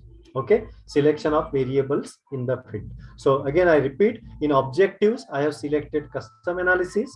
Go to the field setting, right? So by default, all the variables are selected in the field, test field. Actually, this is not required, right? So you can go for the second option, use custom field. As soon as you click on the custom field, you can select the variable from this left side to the right side, right? And remember these symbols. These symbols are very, very important to understand the type of data. And here also, it shows in the test field also at the bottom, it shows the symbols, right? And the symbols changes according to the selection also. Okay, so this is for the nominal type data, three circles, that is like a Venn diagram. Okay, this is like a bar chart, right? So it is for the ordinal type data. This is a measuring scale, so it is for the scale type data, that is a continuous type data. Okay, now I have to select gender because I want to compare proportion of male and female, whether it is same or not, that I want to compare, right? So just click on this and automatically it will be selected in the test field. You can select, if you want to test more than two variables simultaneously, you can select more than two variables in test fields also. Okay, now after that, go to the setting tab, right? In the setting tab, select the customized test. Okay, select the customized test. Again, I repeat, if you are not sure which test is applicable for testing the proportion of male and female, you can go for automatically, right? Or if you are sure, you can go for customized test and then select the first option, that is compared observed binary probability to hypothesized, that is binomial test. Binary means here the gender is classified into only two categories, that is male and female. Okay, so that is binary. Okay, if we have more than 2 categories to compare, we have the alternative also. We will see that also. Okay, so in this case, when you select this binomial test, click on the option button. Okay, so when you select option button, you can specify the hypothesized proportion, right? You can specify the hypothesized proportion. By default, it is 0.5. Okay, by default, it is 0.5. Okay, so just click OK, right? And then in the test option and user missing values. So these values are very simple, and in almost all the non-parametric tests, these two options remain same, unless if you want to specify instead of 5%, if you want to test at 1%, you can change this value to 1%. You can change this value to 1%. Otherwise, by default, it is 5%. Even if you want confidence interval for 99% confidence interval, you can specify that here 99%. Otherwise, keep it as it is, right? And user missing values. So whether to exclude the missing values or to include the missing values. So basically, when there are missing values, the best way is to exclude the missing values from the categorical field. Okay, so these are the options available in the settings. Again, I repeat why I am repeating this, because in all other tests, all these options tabs are exactly same. Okay, so in the objective, choose custom analysis. In the field, select the variable for which you want to test the binomial, you want to apply the binomial test. Okay, then go to setting tab. In the choose test, select the customized test, select the first one, compare, and click on the options. If you want to choose the hypothesized value, you can choose the hypothesized value. Okay, and then test option for the significance level and missing values, whether to exclude or include the missing values, right? After this, just click run button, right? Now this approach is very, very useful in the sense that in earlier sessions in t-test or in say for example ANNOVA test, right? So it will SPSS give you only output, only p-value, and interpretation that you have to decide. But here, using this option, it will give you the interpret, that means the final decision also. Okay, so let me show you. So when you click on the run button, in the output window, it will show you the output. It takes some time. Okay, so look at this. This is the output. Okay, so this is the output. Okay, so look at this. It shows the null hypothesis. The categories, the categories defined by gender equal to female and male occur with probabilities 0.5 and 0.5. That means null hypothesis is proportion of male is same as proportion of female, that is 0.5. The test which we have used, that is one sample binomial test, right? The significance value, that is the p value of the test, 0.764. Okay, and at the same time it shows the decision also. Retain the null hypothesis, that means fail to reject the null hypothesis. Okay, fail to reject the null hypothesis, that means null hypothesis is accepted. That means proportion of male and female is same in the entire data. Okay, so this is not the case for one sample t-test, independent sample t-test, and dependent sample t-test, or even ANNOVA. Okay, so in this case only it gives you the decision also. Okay, another thing is here, whatever the output, if you observe the earlier output for the ANNOVA for one sample and for two sample, the output is slightly in a different format. It is in the table format. Okay, but this is slightly in the different way. Okay, so here you can double click on this. Look at this. When I move the pointer on that particular window, it shows double click to activate. Okay, so detail analysis.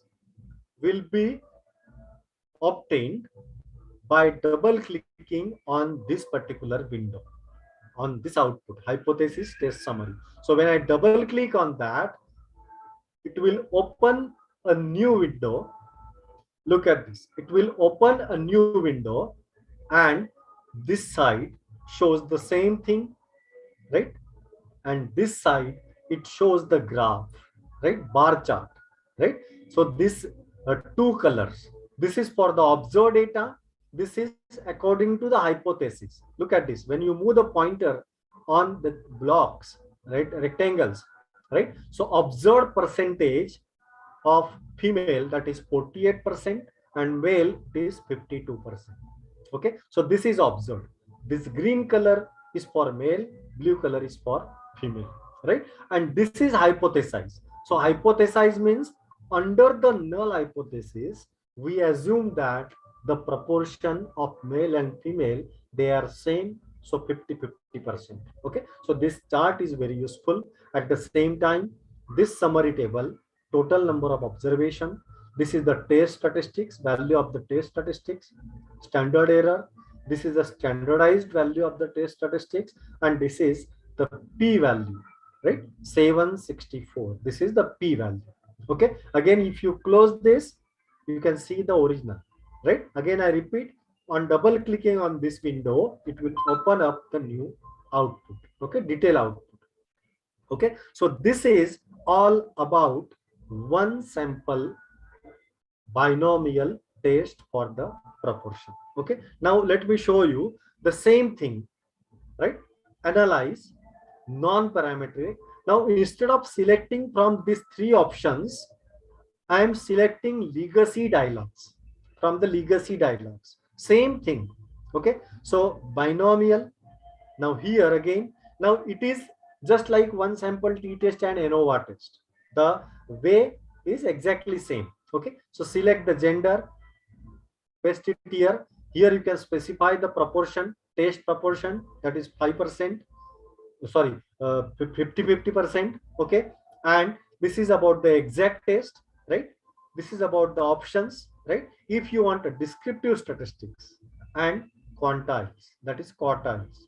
Okay, so click continue and then simply click OK, right? See, the output is totally different, right? So directly you will get the output like this, and when I choose the legacy dialogues, it gives me the output like this. So values are same. See, the p-value is 0.764.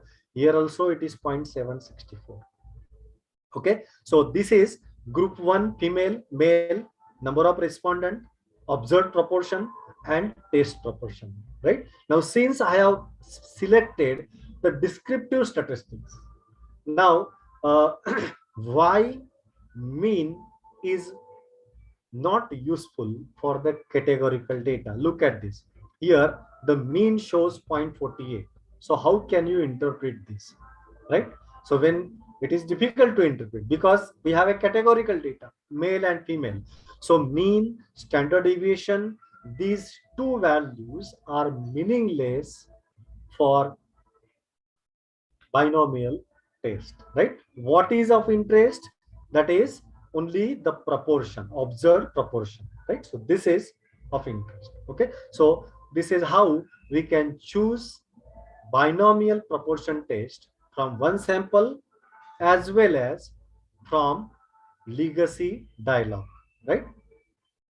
Both the things are exactly same, only the way output is displayed that is slightly different. Okay, so this is the same thing I have given. All these steps I have given in my presentation step by step, how to select, right? And this is the output, right? So 0.764 p-value, which is not less than 5%. So we fail to reject the null hypothesis, right? So we fail to reject the null hypothesis. It means that the proportion of male and female in this sample do not differ significantly. There is no significant difference in the proportion of male and female. That means the proportion is same. Okay, so this is how we can use, right, the same output. Okay, now many times what happens? So instead of a categorical data, we have a numerical data. Numerical in the sense either interval or ratio type data. And you want to check the proportion, right? Now, how can we check the proportion?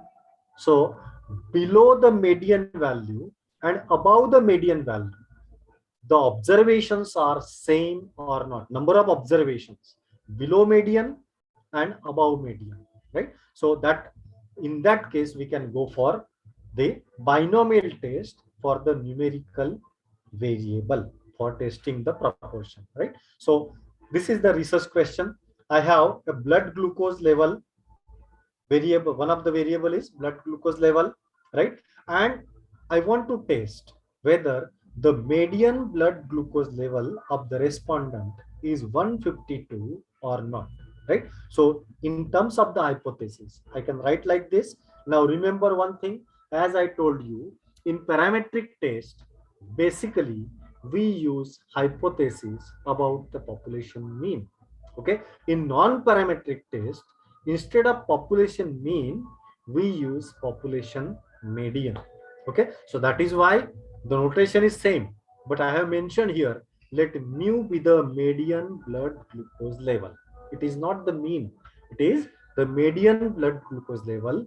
And I want to test the hypothesis that mu equal to 152 against mu not equal to 152, right? If median equal to 152, it means the proportion of the respondent having blood glucose level less than 152 and more than 150. So these two proportions are exactly same. Only they are exactly same. When they are exactly same, if the median equal to 152. So this is the assumed value. Okay, and if the median is non 152, it means median is something else, right? So in that case, the below proportion and above proportion, so they are not same, they are not 0.5 0.5, right? So this is how we can use binomial test for the numerical variable also. So see here, I have mentioned proportion of cases with blood glucose less than or equal to 152 is same to that of greater than 152. If these proportions are same, we can say that 152 is the median. That means null hypothesis is retained. Okay, otherwise it is rejected. Okay, so how to do this? So let me show you the same thing here. Again, go to analyze non-parametric test. Okay, one sample, right? Again, these options are as usual, so I am not repeating. Go to the field setting. Okay, remove this gender, or there is another way. Here there is a reset button, right? So many times when you are selecting same option more than one times, right? So it will show the previous selected fields, right? So there is a simple option to reset. Just click on this button. It will reset all the options, choose custom field, and then I have to select the numerical data. That is a blood glucose level. Okay, so blood glucose level. Okay, again go to the setting, choose test, select custom test. That is a binomial test for the proportion, because see here compared observed binary probability, but I am dividing the numerical data into a categorical data. Less than or equal to 152, how many respondent? More than 152, how many respondent? So I am converting a numerical data to a nominal data, below some value and above some value. Okay, go to options. Right now, instead of this proportion is same, but since I am using a continuous field, because my variable blood glucose level is of continuous, right? So I can choose sample median as the division point, or I can choose the customized value. Say for example, I want to test the hypothesis that median is 152 against it is not 152. Okay, so just click OK, right? Rest of the things are as usual. Click run and you will get the output. Okay, so look at this. The hypothesis is now the category is defined by the blood glucose less or equal to 152 and more than 152 occurs with equal probability 0.5 and 0.5. Okay, it is again one sample t-test. The p-value 0.08, which is not less than 5%. So we retain the null hypothesis or we fail to reject the null hypothesis, right? When you double click on that, it will show you the output. Look at this. This is the observed proportion, right? So less than or equal to 152, there are 49%, right? And more than 152, there are 41% along with the table, right? These are the hypothesized value under the null hypothesis, 50-50%. Okay, so this is how we can use a binomial test for proportion for a numerical variable also. Okay, so look at this. These are the steps, right? So important thing is this, right? So from this, select the sample midpoint or custom cut point, right? When you select sample, so it will select the sample median for that. Okay, otherwise you can specify your assumed value. Okay, so this is how we can go for a sorry, we can go for a one sample binomial test for the numerical variable. Okay, so this is about the yes, Dr. P. Shakila. Any question?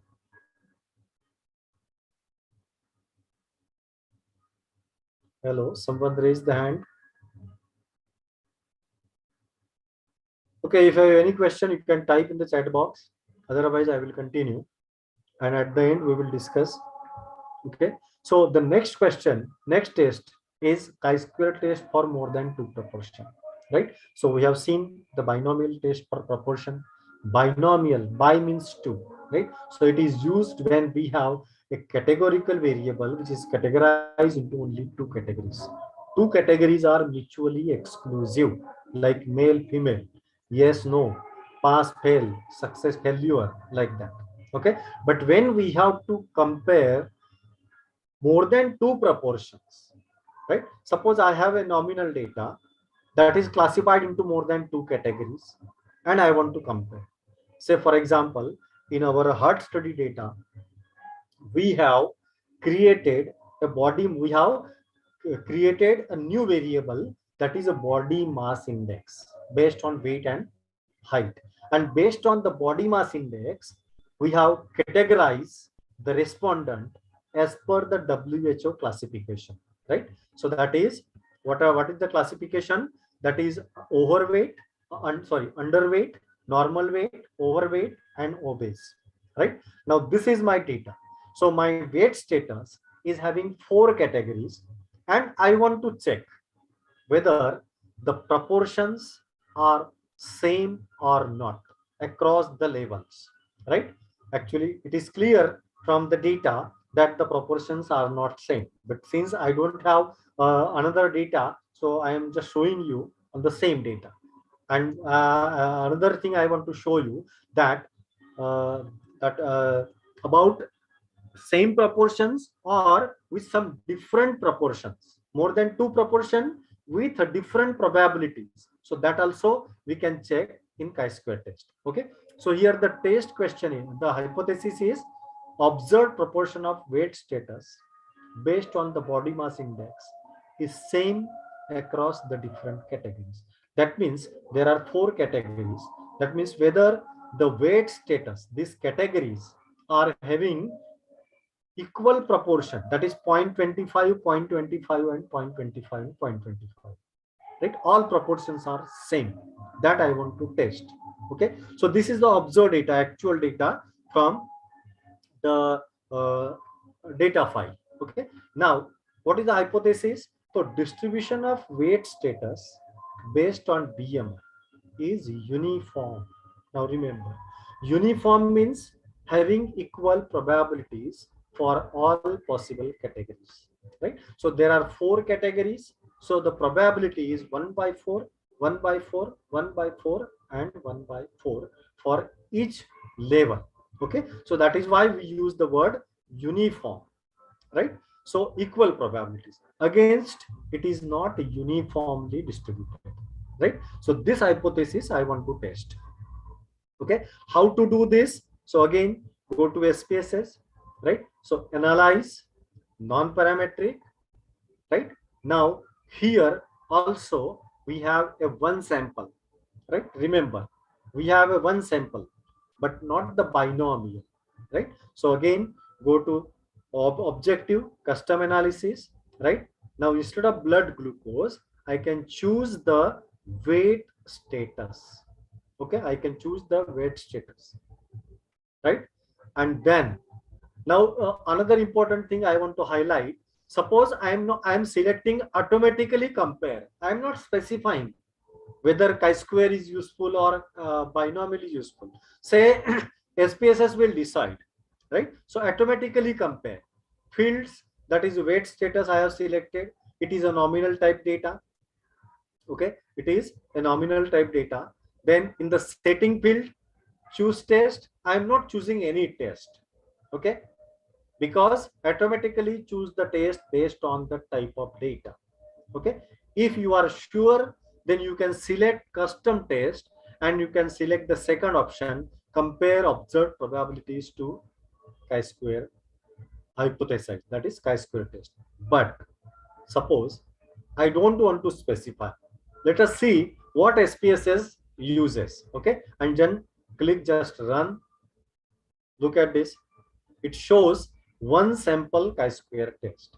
So when you choose the test, when you choose automatically, SPSS will select as per the levels of the variable. Since I have more than 2 levels for the categorical variable weight status, SPSS will select chi-square test for more than 2 proportions.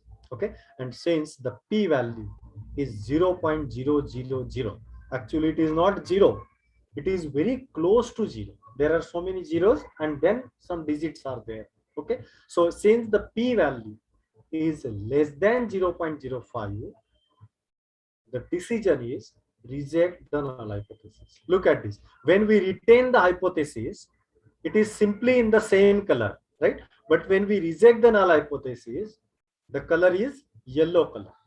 Okay, when you double click on that, it will open a new window with graph, right? So look at this, hypothesize and observe, right? And this is the test statistics, right? Chi-square test statistics, right? Degrees of freedom, asymptotic p-value. So this is the p-value, right? So that is 0.000. Okay, so this is how we can use the chi-square test for more than 2 proportions. Chi-square test for more than 2 proportions. Okay, so this is one way. Or let us do the same thing. Analyze non-parametric, one sample, or from the legacy dialogues, right? And then choose chi-square test, choose weight, right? And all categories are equal. Okay, we choose all categories are equal, right? Quartiles, and then simply, actually quartiles are of no use here because we have the nominal type data. So look at this, same value we are getting, right? So this is a significant value, this is a chi-square value, right? So these are the observed values, and expected means under the null hypothesis we assume that the proportion is 4 equal. So that is 1 by 4, that is 25, right? So 25%. So expected is 25, 25, 25, and 25 because I have 100 data point. Okay, so this is how we can use, right? Or else if you choose one sample and instead of this, if you use the custom and this option also, it gives you the same thing. Okay, it gives you the same output, right? So these are different ways to get the same kind of output. Okay, now another important thing is, suppose instead of this, I don't want to test uniform distribution. Suppose I want to check whether the underweight is having 10%, this is having 50%, this is having 30%, and this is having, say for example, 50, 30, that is 80 and 10. Okay, this is 10%, obese is 10%, and these two are 50 and 30%, right? Now how can we test the chi-square test? Again, exactly same. Let me show you the same, right? Analyze non-parametric, right? One sample, right? Now in the options, you can choose the customized probabilities, right? You can choose the customized probabilities for each level. So say for example here, for level 1, I am assuming 10%. So relative frequency, that is 0.10. Okay. Then for the second level, I am assuming 50%, right? For the third level, I am assuming, say for example, 30%. And for the fourth level, I am assuming 5, 6, 7, 8, 9, and say this is also 10%, right? And then click OK, right? And then click run, right? Now look at this. The p-value is different, 0.20. Still it is less than 5%. Okay, so we reject the null hypothesis, right? Now if you double click on this and check, so look at this. I have selected expected, hypothesize and expected. Look at this, observed and expected, right? So this green color is the hypothesize and this is the observed value. Okay, so this is how we can check the proportion, more than 2 proportion with equal probabilities or with unequal probabilities, that is a chi-square test. Okay, so this is the same thing which I showed you actually on in SPSS. Okay, so look at this. Here I have mentioned for unequal probabilities you can select the customize. So if you select this and then specify the labels, but be careful, whatever the labels you have used, 1, 2, 3, 4, same labels you have to specify here, and the corresponding probabilities, that is a relative frequency. It is a probability. Total must be equal to 1. Okay, so this is how we can use the chi-square test. Okay, and this is the output. Okay, now the next test, that is one sample Kolmogorov's mineral test. Okay, as I told you, it is the test, non-parametric test for testing the normality of the data. Not only normality, you can check whether the data is uniformly distributed, whether the data is coming from the exponential distribution, or whether it is coming from a Poisson distribution. Right? So all these possibilities are there in Kolmogorov's mineral test. But in parametric test, we have Shapiro-Wilk test, and Shapiro-Wilk test is used only for testing the normality, not for other distribution. For other distributions, we have a chi-square test of goodness of fit in parametric. Okay. So let us check this research hypothesis, right? This research question: is the blood glucose data coming from a normally distributed population? This is my question. Okay, so our hypothesis is the distribution of blood glucose is normal, against the alternative hypothesis it is not normal. Okay, so this is the hypothesis setup. How to do this? Again, it is very simple, right? So this is my data, this is my blood glucose data.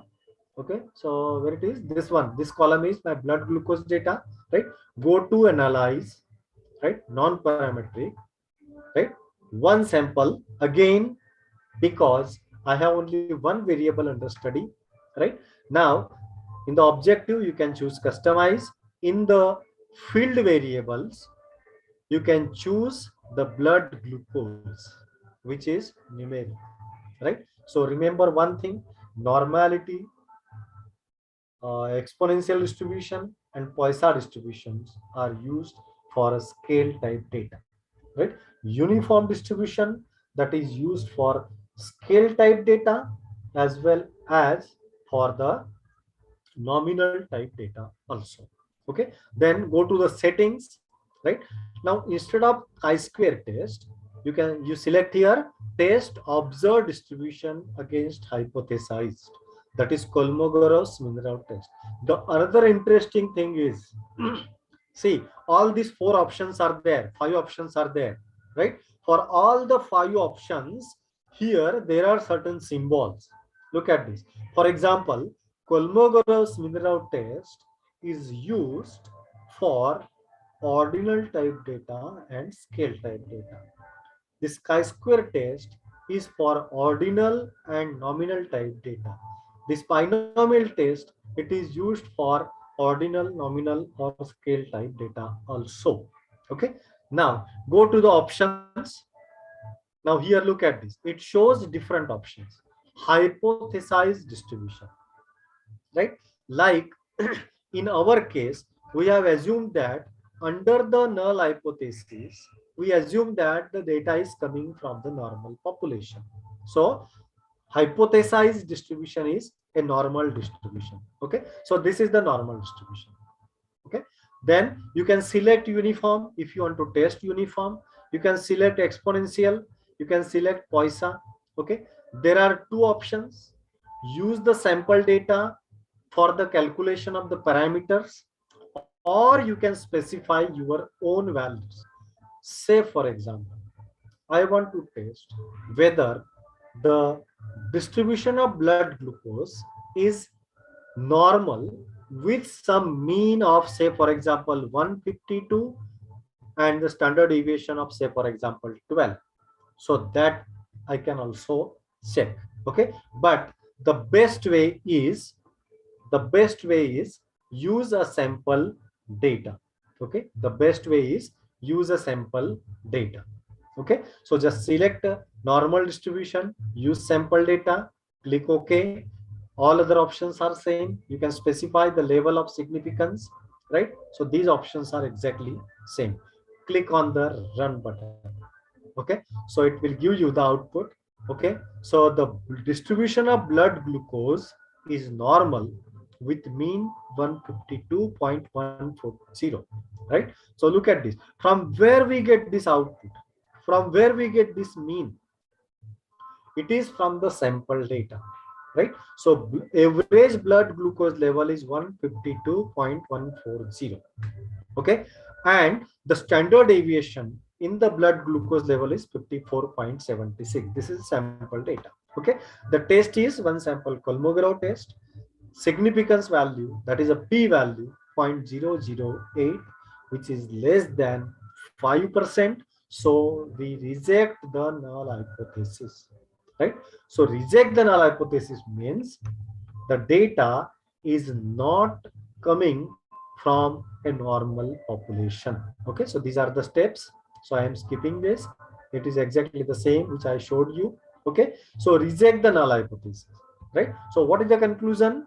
So when we reject the null hypothesis, the blood glucose level is not normally distributed. This is the conclusion, right?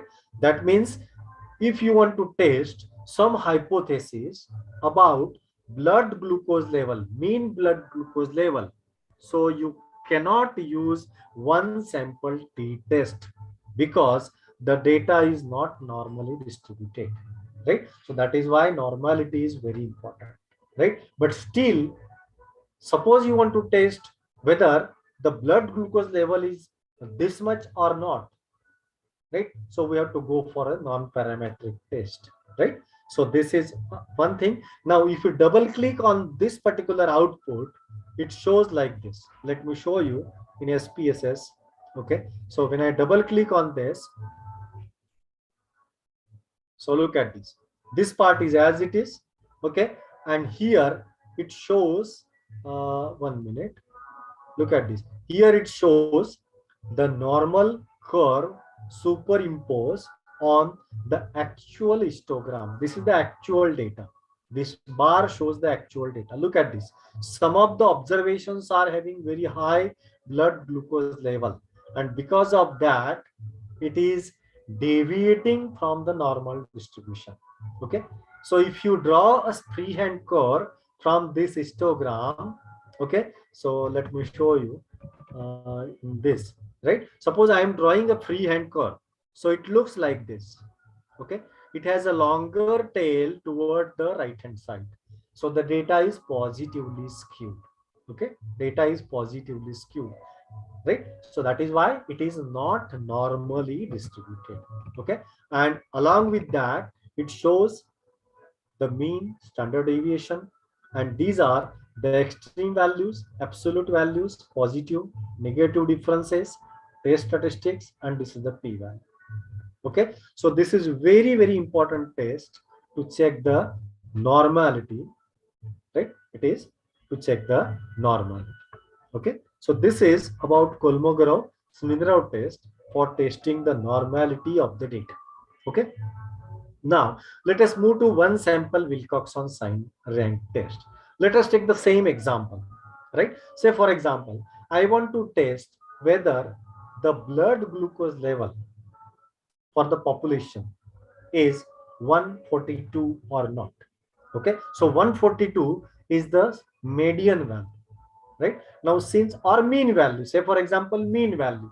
Okay, now since the blood glucose data is not normally distributed, I cannot apply one sample t-test.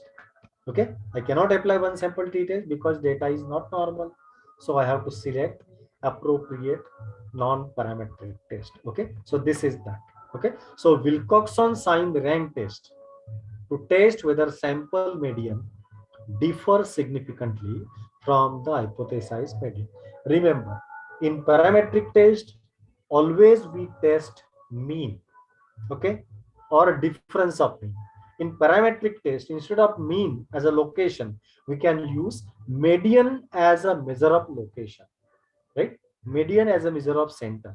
So sample median is different from the hypothesized median, right? It is used when the normality assumption of the data is not satisfied, right? It is used when we have the data that is at least ordinal. Now this is important. At least ordinal means you cannot use Wilcoxon sign rank test for the nominal type data. Okay, for the nominal type data, median calculation is meaningless. Okay, but for ordinal, because ordinal means order is important. Say for example, if we have a Likert type data, so we have 1 2 3 4 5, right? So the responses are any one out of the 5, so you can calculate median for that, but you cannot calculate mean for that. Okay, so at least ordinal means either ordinal or interval or ratio type data, we can use Wilcoxon sign rank test. Okay, and the interesting thing is it is a non-parametric alternative to one sample t-test when the normality assumption is not satisfied. Okay, so this is about, okay, this is about the theory, right? Suppose we have n observations, right? And mu is a population median, and mu0 is some specified value of the median that you want to test. So you can write mu equal to mu0 against any one of the alternative. It is exactly same to that of the parametric test. Okay, only the difference is instead of mean we are using here median. Okay, that is the only difference. Now you know, two-sided, left side, left, right side. Okay, so depending upon the question, research question, you have to use this. Okay, what are the assumptions? Sample data have been randomly selected, sample observations are mutually independent, right? And the data follows symmetric. Look at this. Nothing is mentioned about the distribution. Only it is mentioned that the data is having some symmetric distribution or some distribution. Which distribution, it is not specified, right? And the scale is at least ordinal. Okay. Then the question is the median blood glucose level 142 for this data, right? Actually, the question is whether the mean blood glucose level is 142, but when we have tested for the normality, for the blood glucose, it is not normal. So we switch over the question of testing mean to testing the median in the non-parametric version. Okay, so how to set up? So H naught mu equal to 142 against H naught mu not equal to 142. You can choose either less than or greater than alternative hypothesis as per your requirement, as per the research question. Okay, so now how to do this? Again, it is exactly same. Let me show you in SPSS. So it is about the blood glucose level, right? So go to analyze, non-parametric, again one sample, because I have only one variable to study, that is a blood glucose level. Okay, so see, already blood glucose level is selected. Go to the setting, choose test. Now instead of this Kolmogorov mean row, I can use compare median to hypothesized median, right? Compare median to hypothesized median. Okay, so look at this. Here it shows two symbols, bar chart and a scale. That means ordinal data or in a scale data. Scale means interval or ratio, right? Here we have to specify the median value under the null hypothesis. And then these options are exactly same. Just click on the run button and look at this. It shows the hypothesis. It shows the output like this. Look at this. The p-value is 0.293, which is not less than 5%, right? And this is the histogram of the blood glucose level. Okay, this is the hypothesized median and this is the observed median. Okay, so since I have selected the hypothesized value 142, which is very close to 143, so that is why it is failed to reject the null hypothesis. If it is far away, then you are hypothesized. In that case, there is one another line here, right? There is one another line. So blue line for the observed data and green line for the hypothesized. Okay, so this is about the Wilcoxon sign rank test. Okay, so let us see here. Okay, so the p-value is 0.293, which is not less than 5%. So we fail to reject the null hypothesis, right? That means the blood glucose data is coming from a population with median 142. Remember, I am not mentioning from a population with some distribution. What I am saying, it is coming from a population whose median is 142. Okay, so that is the difference. Okay, so this is the output. Okay, so this is about the Wilcoxon sign rank test. Okay, now the next is run test. So look at this. In Wilcoxon test, we have one assumption that the sample data have been randomly selected. Okay, so randomly selected. So actually we don't check this assumption, but still in statistics there is a test to check the randomness of the data, whether your data is randomly selected or not, and that test is known as run test. Okay, so in parametric also we have this assumption, but generally we check only normality and equality of variances, right? But you can also use this option to check the randomness of the data using a run test. Okay, so what is a run test? So look at this. So run test is a non-parametric test for testing the randomness of the observations. whether the observations are randomly selected or not. Okay, so say for example, let us take the same variable blood glucose, whether that blood glucose data is randomly distributed or not. Now when we say randomly distributed, how we can say that it is a randomly distributed? Okay, so let me show you a very simple case, right? This is again very interesting and important. Just try to understand what I am going to show you. Okay, so let us say for example, I have the data about tossing of a coin, head and tail, right? Suppose I am getting head, right? Head and tail, head, tail like this, right? Now I want to check whether the outcomes are random or not. So this is one scenario. So there are different scenario, right? Say for example, I can write H, then T, H, then T, H, then T, T, H, then T, H, T, like this. So there are equal numbers in each row, right? But if you look at this, so these five are of same color, right? They are of same color. Okay, these two are of same color. Okay, so these two are of same color, right? So let us denote. Okay, so this is one that is of, say for example, this is a different color. Okay, this is a different color. Now what do you mean by runs? Okay, so what do you mean by runs? So look at this sequence of characters of same kind followed by the sequence of characters of another kind. So this entire thing, right? So this is known as one run, right? This is one run, right? This combined together, this is second run. Okay, this is third run, and this is fourth run, right? On the contrary, here I have 1, 2, 3, then 4, 5. For these two combined together, I have 6, then 7, 8, 9, and 10. So number of runs are more in this case.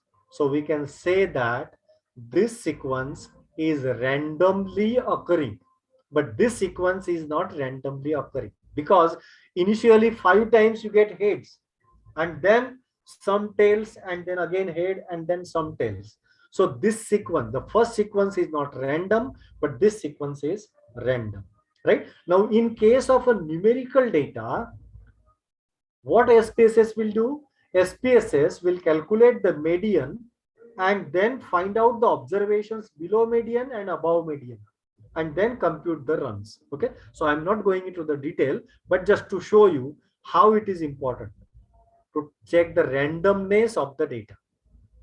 Okay, so let us do this. So go to analyze non-parametric, right? Then one sample again, right? And then select the field as a blood glucose level, settings, choose options. Now instead of this, select test sequence as a randomness, right? You can choose a sample median value as a cutoff value, or you can specify your own value, right? Say for example 142, or you can choose the sample cutoff value.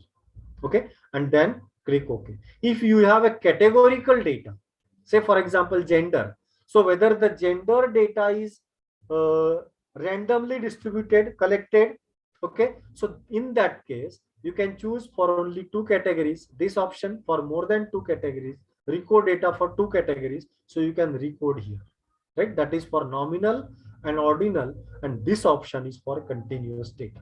Okay, click OK and then run. Look at this. So this shows that the blood glucose data is not randomly occurring, right? It is not randomly occurring, right? So look at this. The p-value is 0.02, right? So which is less than, so we reject the null hypothesis. What is the null hypothesis?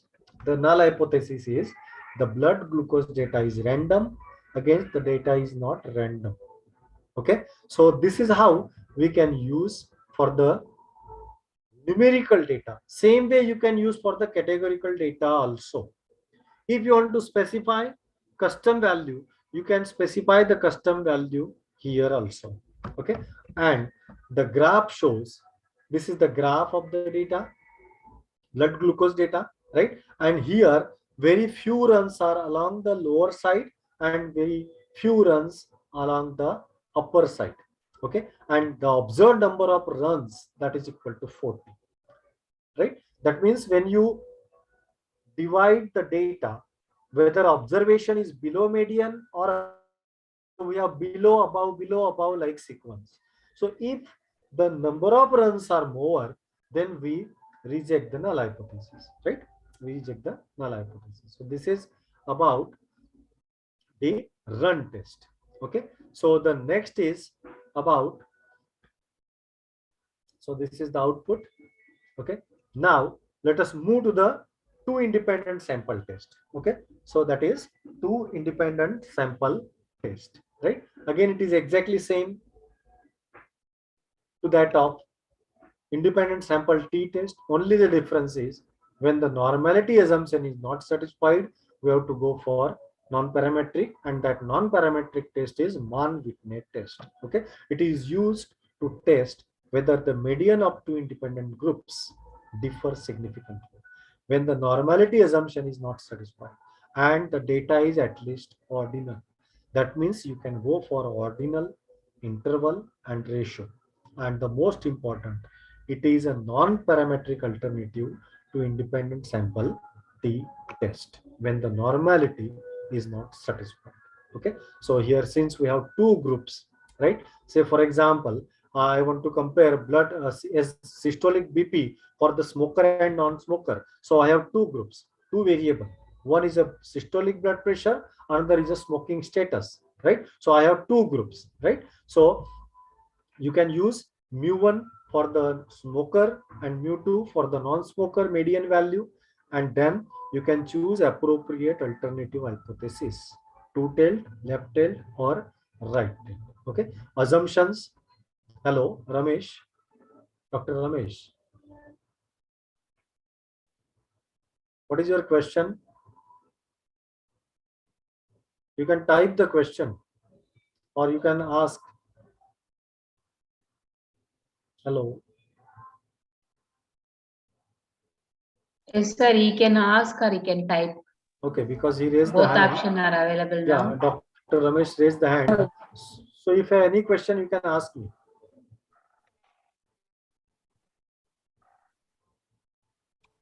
I always put it in the chat. Okay. Nothing.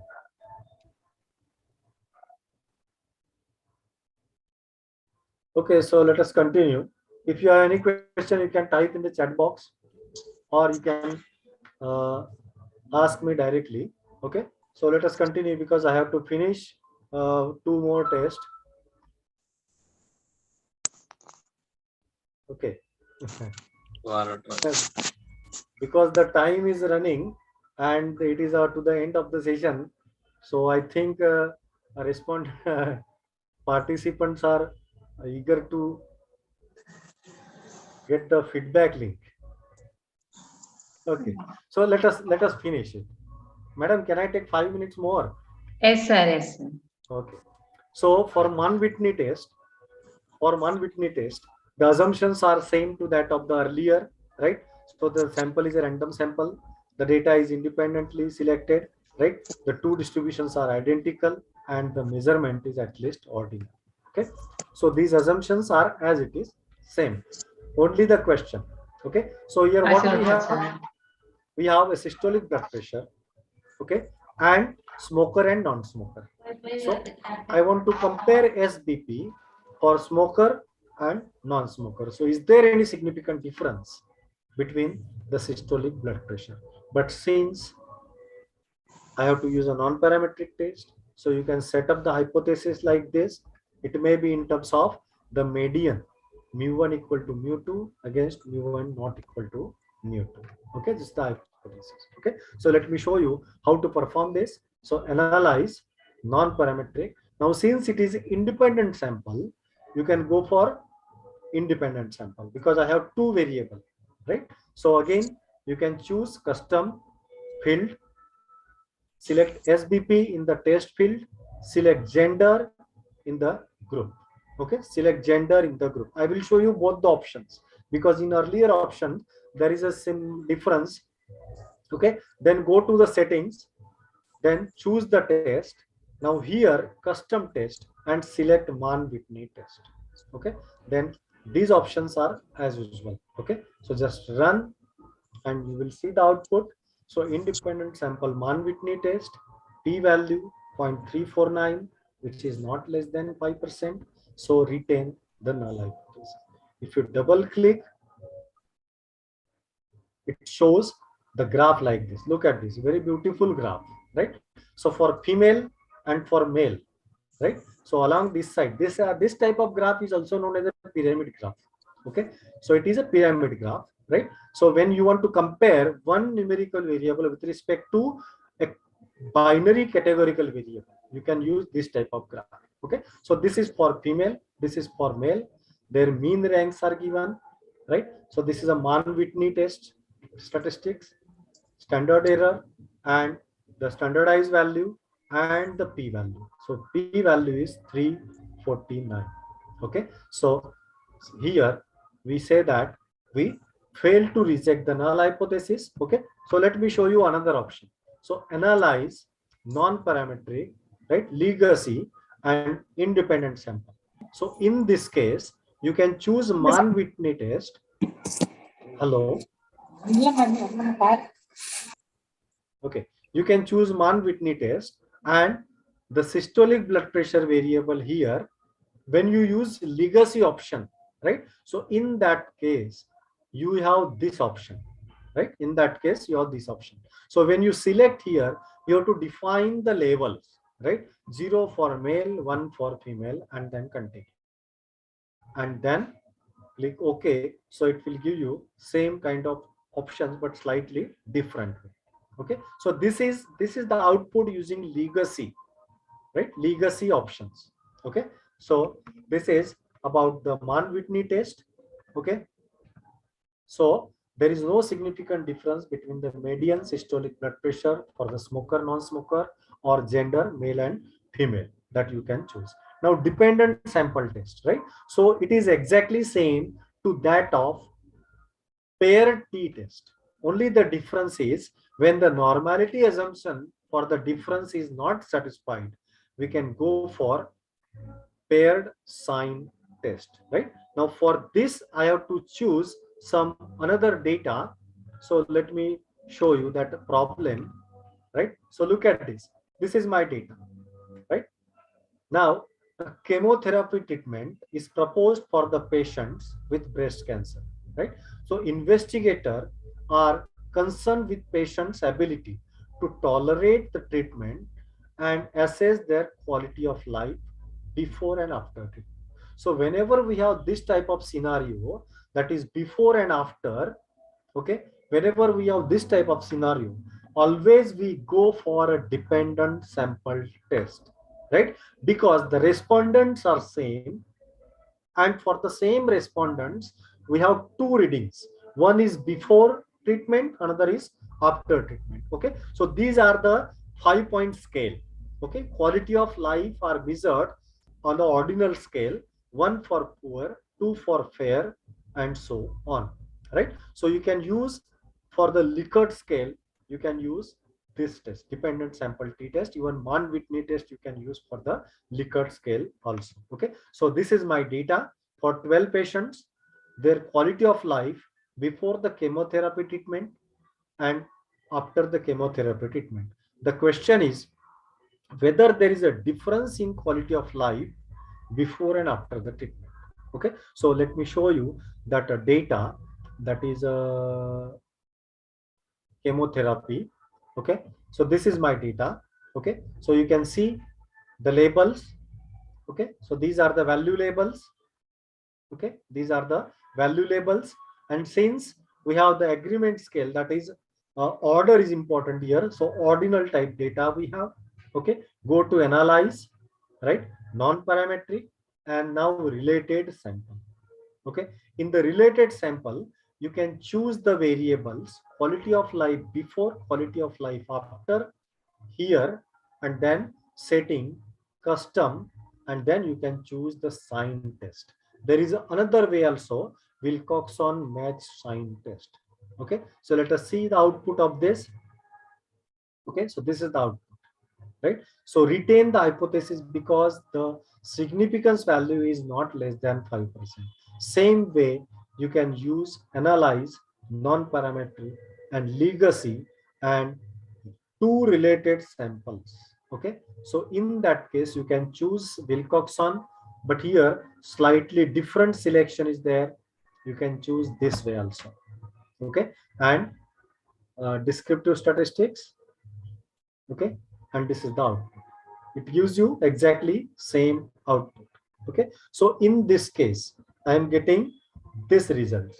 Okay, so look at this p-value 0.109, which is not less than 5%. So we failed to reject the null hypothesis. That means the chemotherapy treatment has no effect. Before and after, the quality of life remains same before and after the chemotherapy treatment. Okay, so this is for the dependent sample sign test. Okay, but this is used basically when we have a ordinal type data. Okay, now this Wilcoxon sign rank test, it is also for rank sum test, that is for a dependent sample. Okay, for this you should have at least ordinal type data. You can use this for ordinal, interval, ratio. It is a non-parametric alternative to pair t-test. Okay, so this is the question. So I have 15 patient data suffering from asthma, right? And there is a to study the effect of new treatment for the pulmonary function, right? So this is the force expiratory volume before and after the application of treatment. This FEV1 before the treatment and after the treatment, right? So obviously this data is a scale data, interval type data we have. Okay, earlier we have ordinal type data. Okay, with this ordinal type data. Okay, now again to show you this, that is a chemotherapy. Okay, this is about the asthma. Okay, so this is my data. Okay, so look at this. This is my data. Now both the variables are scale variables. Okay, then analyze non-parametric, right? You can go for two related samples, right? This before select the first variable, after select the first variable, and select the Wilcoxon test. Okay, you can choose the options descriptive statistics and quartiles. Click OK. So it gives you the summary like this. Okay, so look at this, the p-value. Let me show you in the presentation because it is slightly in the bigger font. Okay, so this is the same thing which I showed you. Okay, so look at this.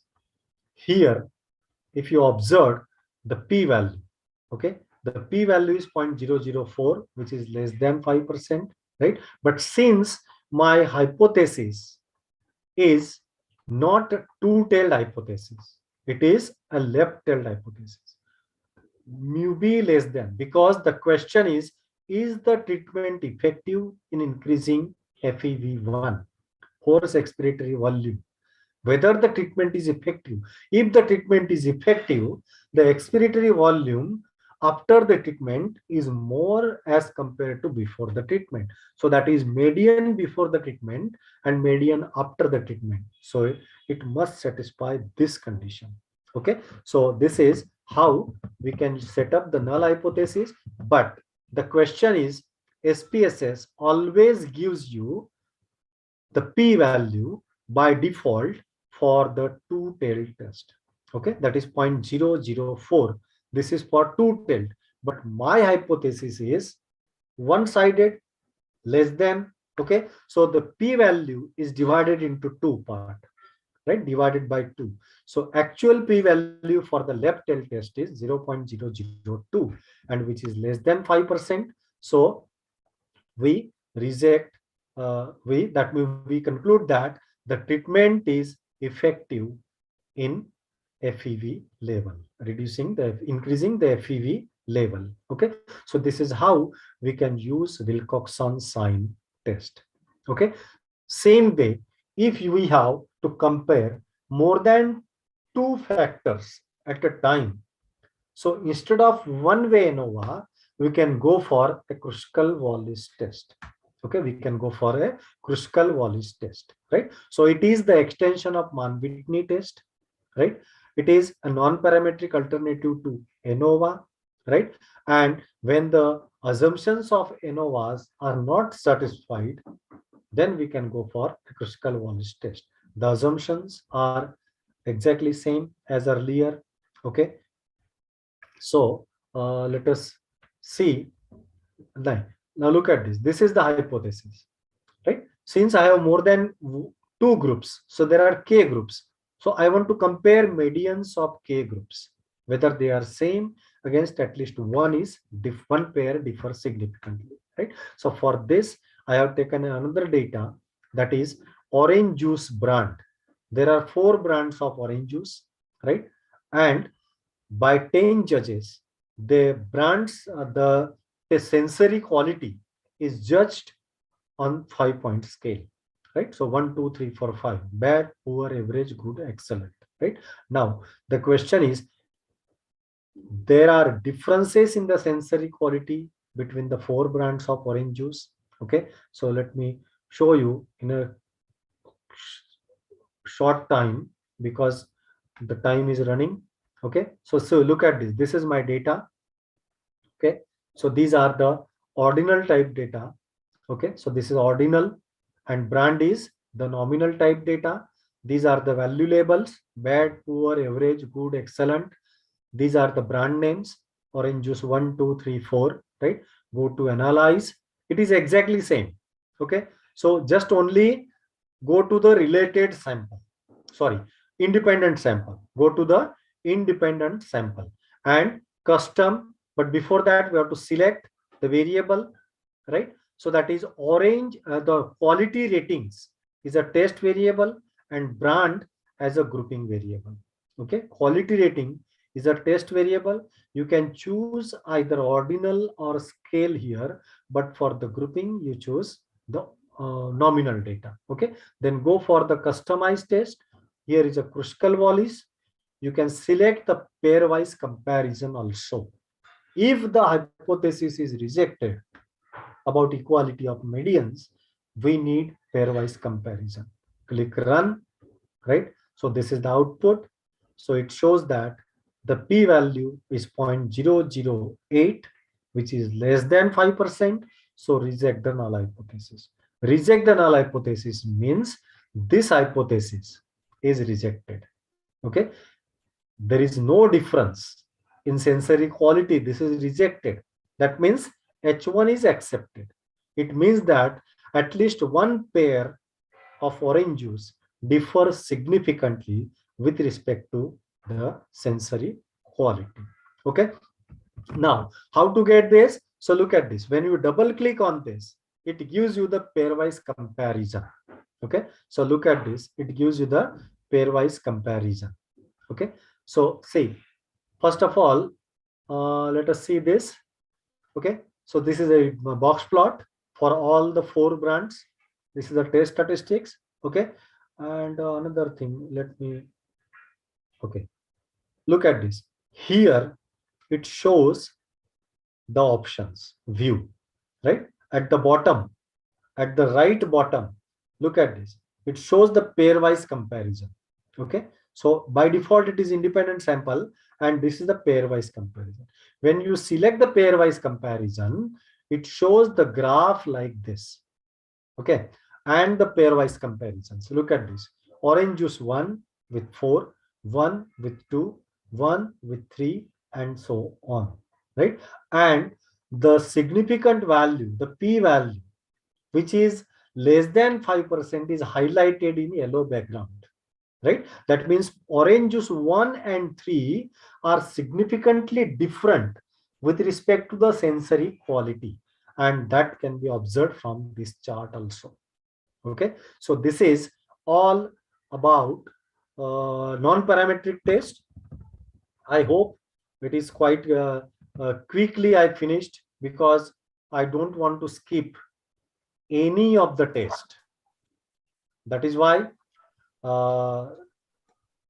quite hurriedly I completed the last few, but as you can see, all the options are exactly same, only the selection of the test that is important, right? Now if you have any question, you can ask me.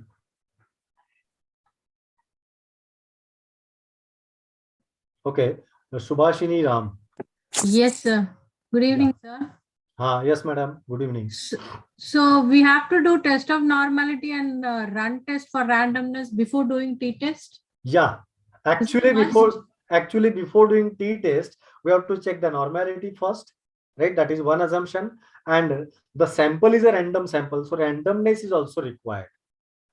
But we don't do actually. Yeah, actually no, Practically. not every researcher directly take the data, dump it in the software and apply the one sample t-test, two sample t-test, right? But the actually good practice is check the assumptions.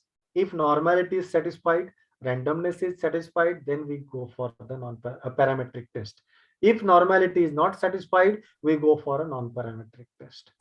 One more thing, sir. Yeah. Square you said you can use for both parametric and non-parametric. Is it? Yeah, So exactly.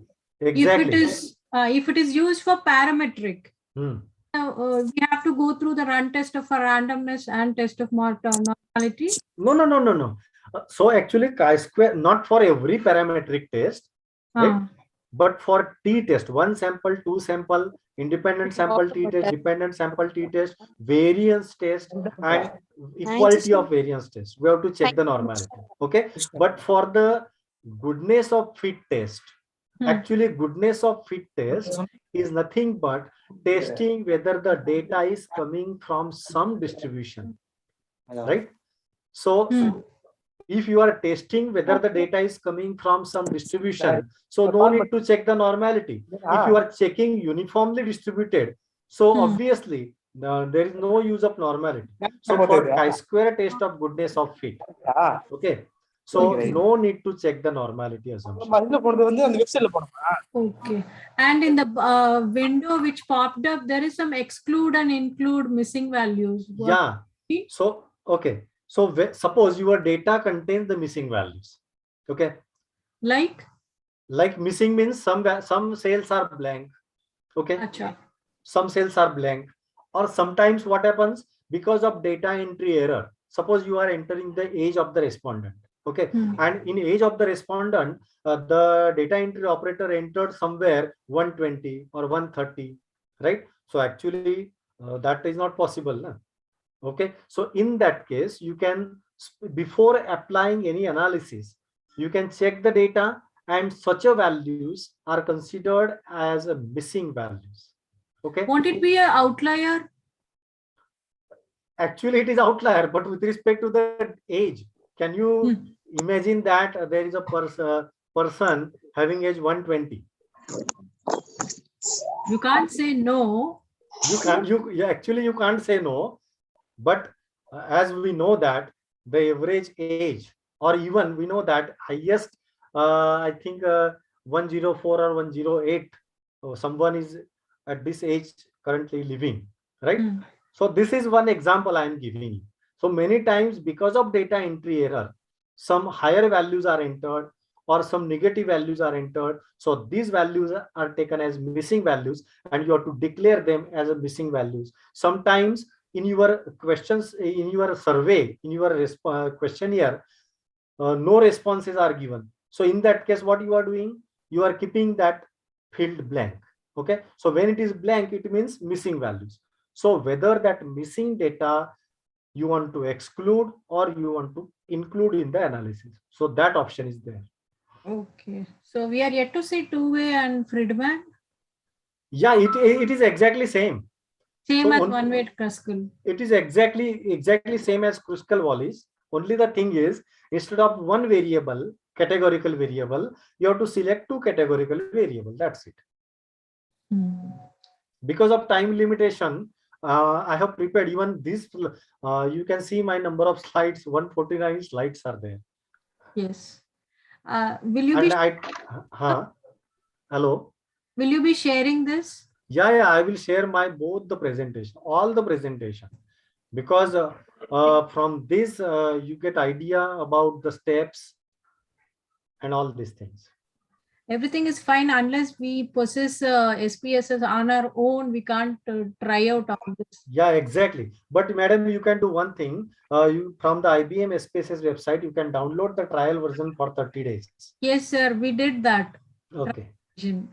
But couldn't learn much. Let me okay. you But share it maybe. Yeah, definitely I will share. If learners are ready to learn, I will definitely share my presentation. Thank you, sir. Thank you very much. Thank you. Thank you. Any other question? Sir. Hello, sir. Hello. Yes, sir. Hello, sir. Good evening, sir. Hello. Sir, how do we use the degree of freedom that affects the chi-square test? Okay. Degree of freedom. Degree of freedom in the chi-square test. Yes, sir. Okay. So it depends on the type of test you are using, right?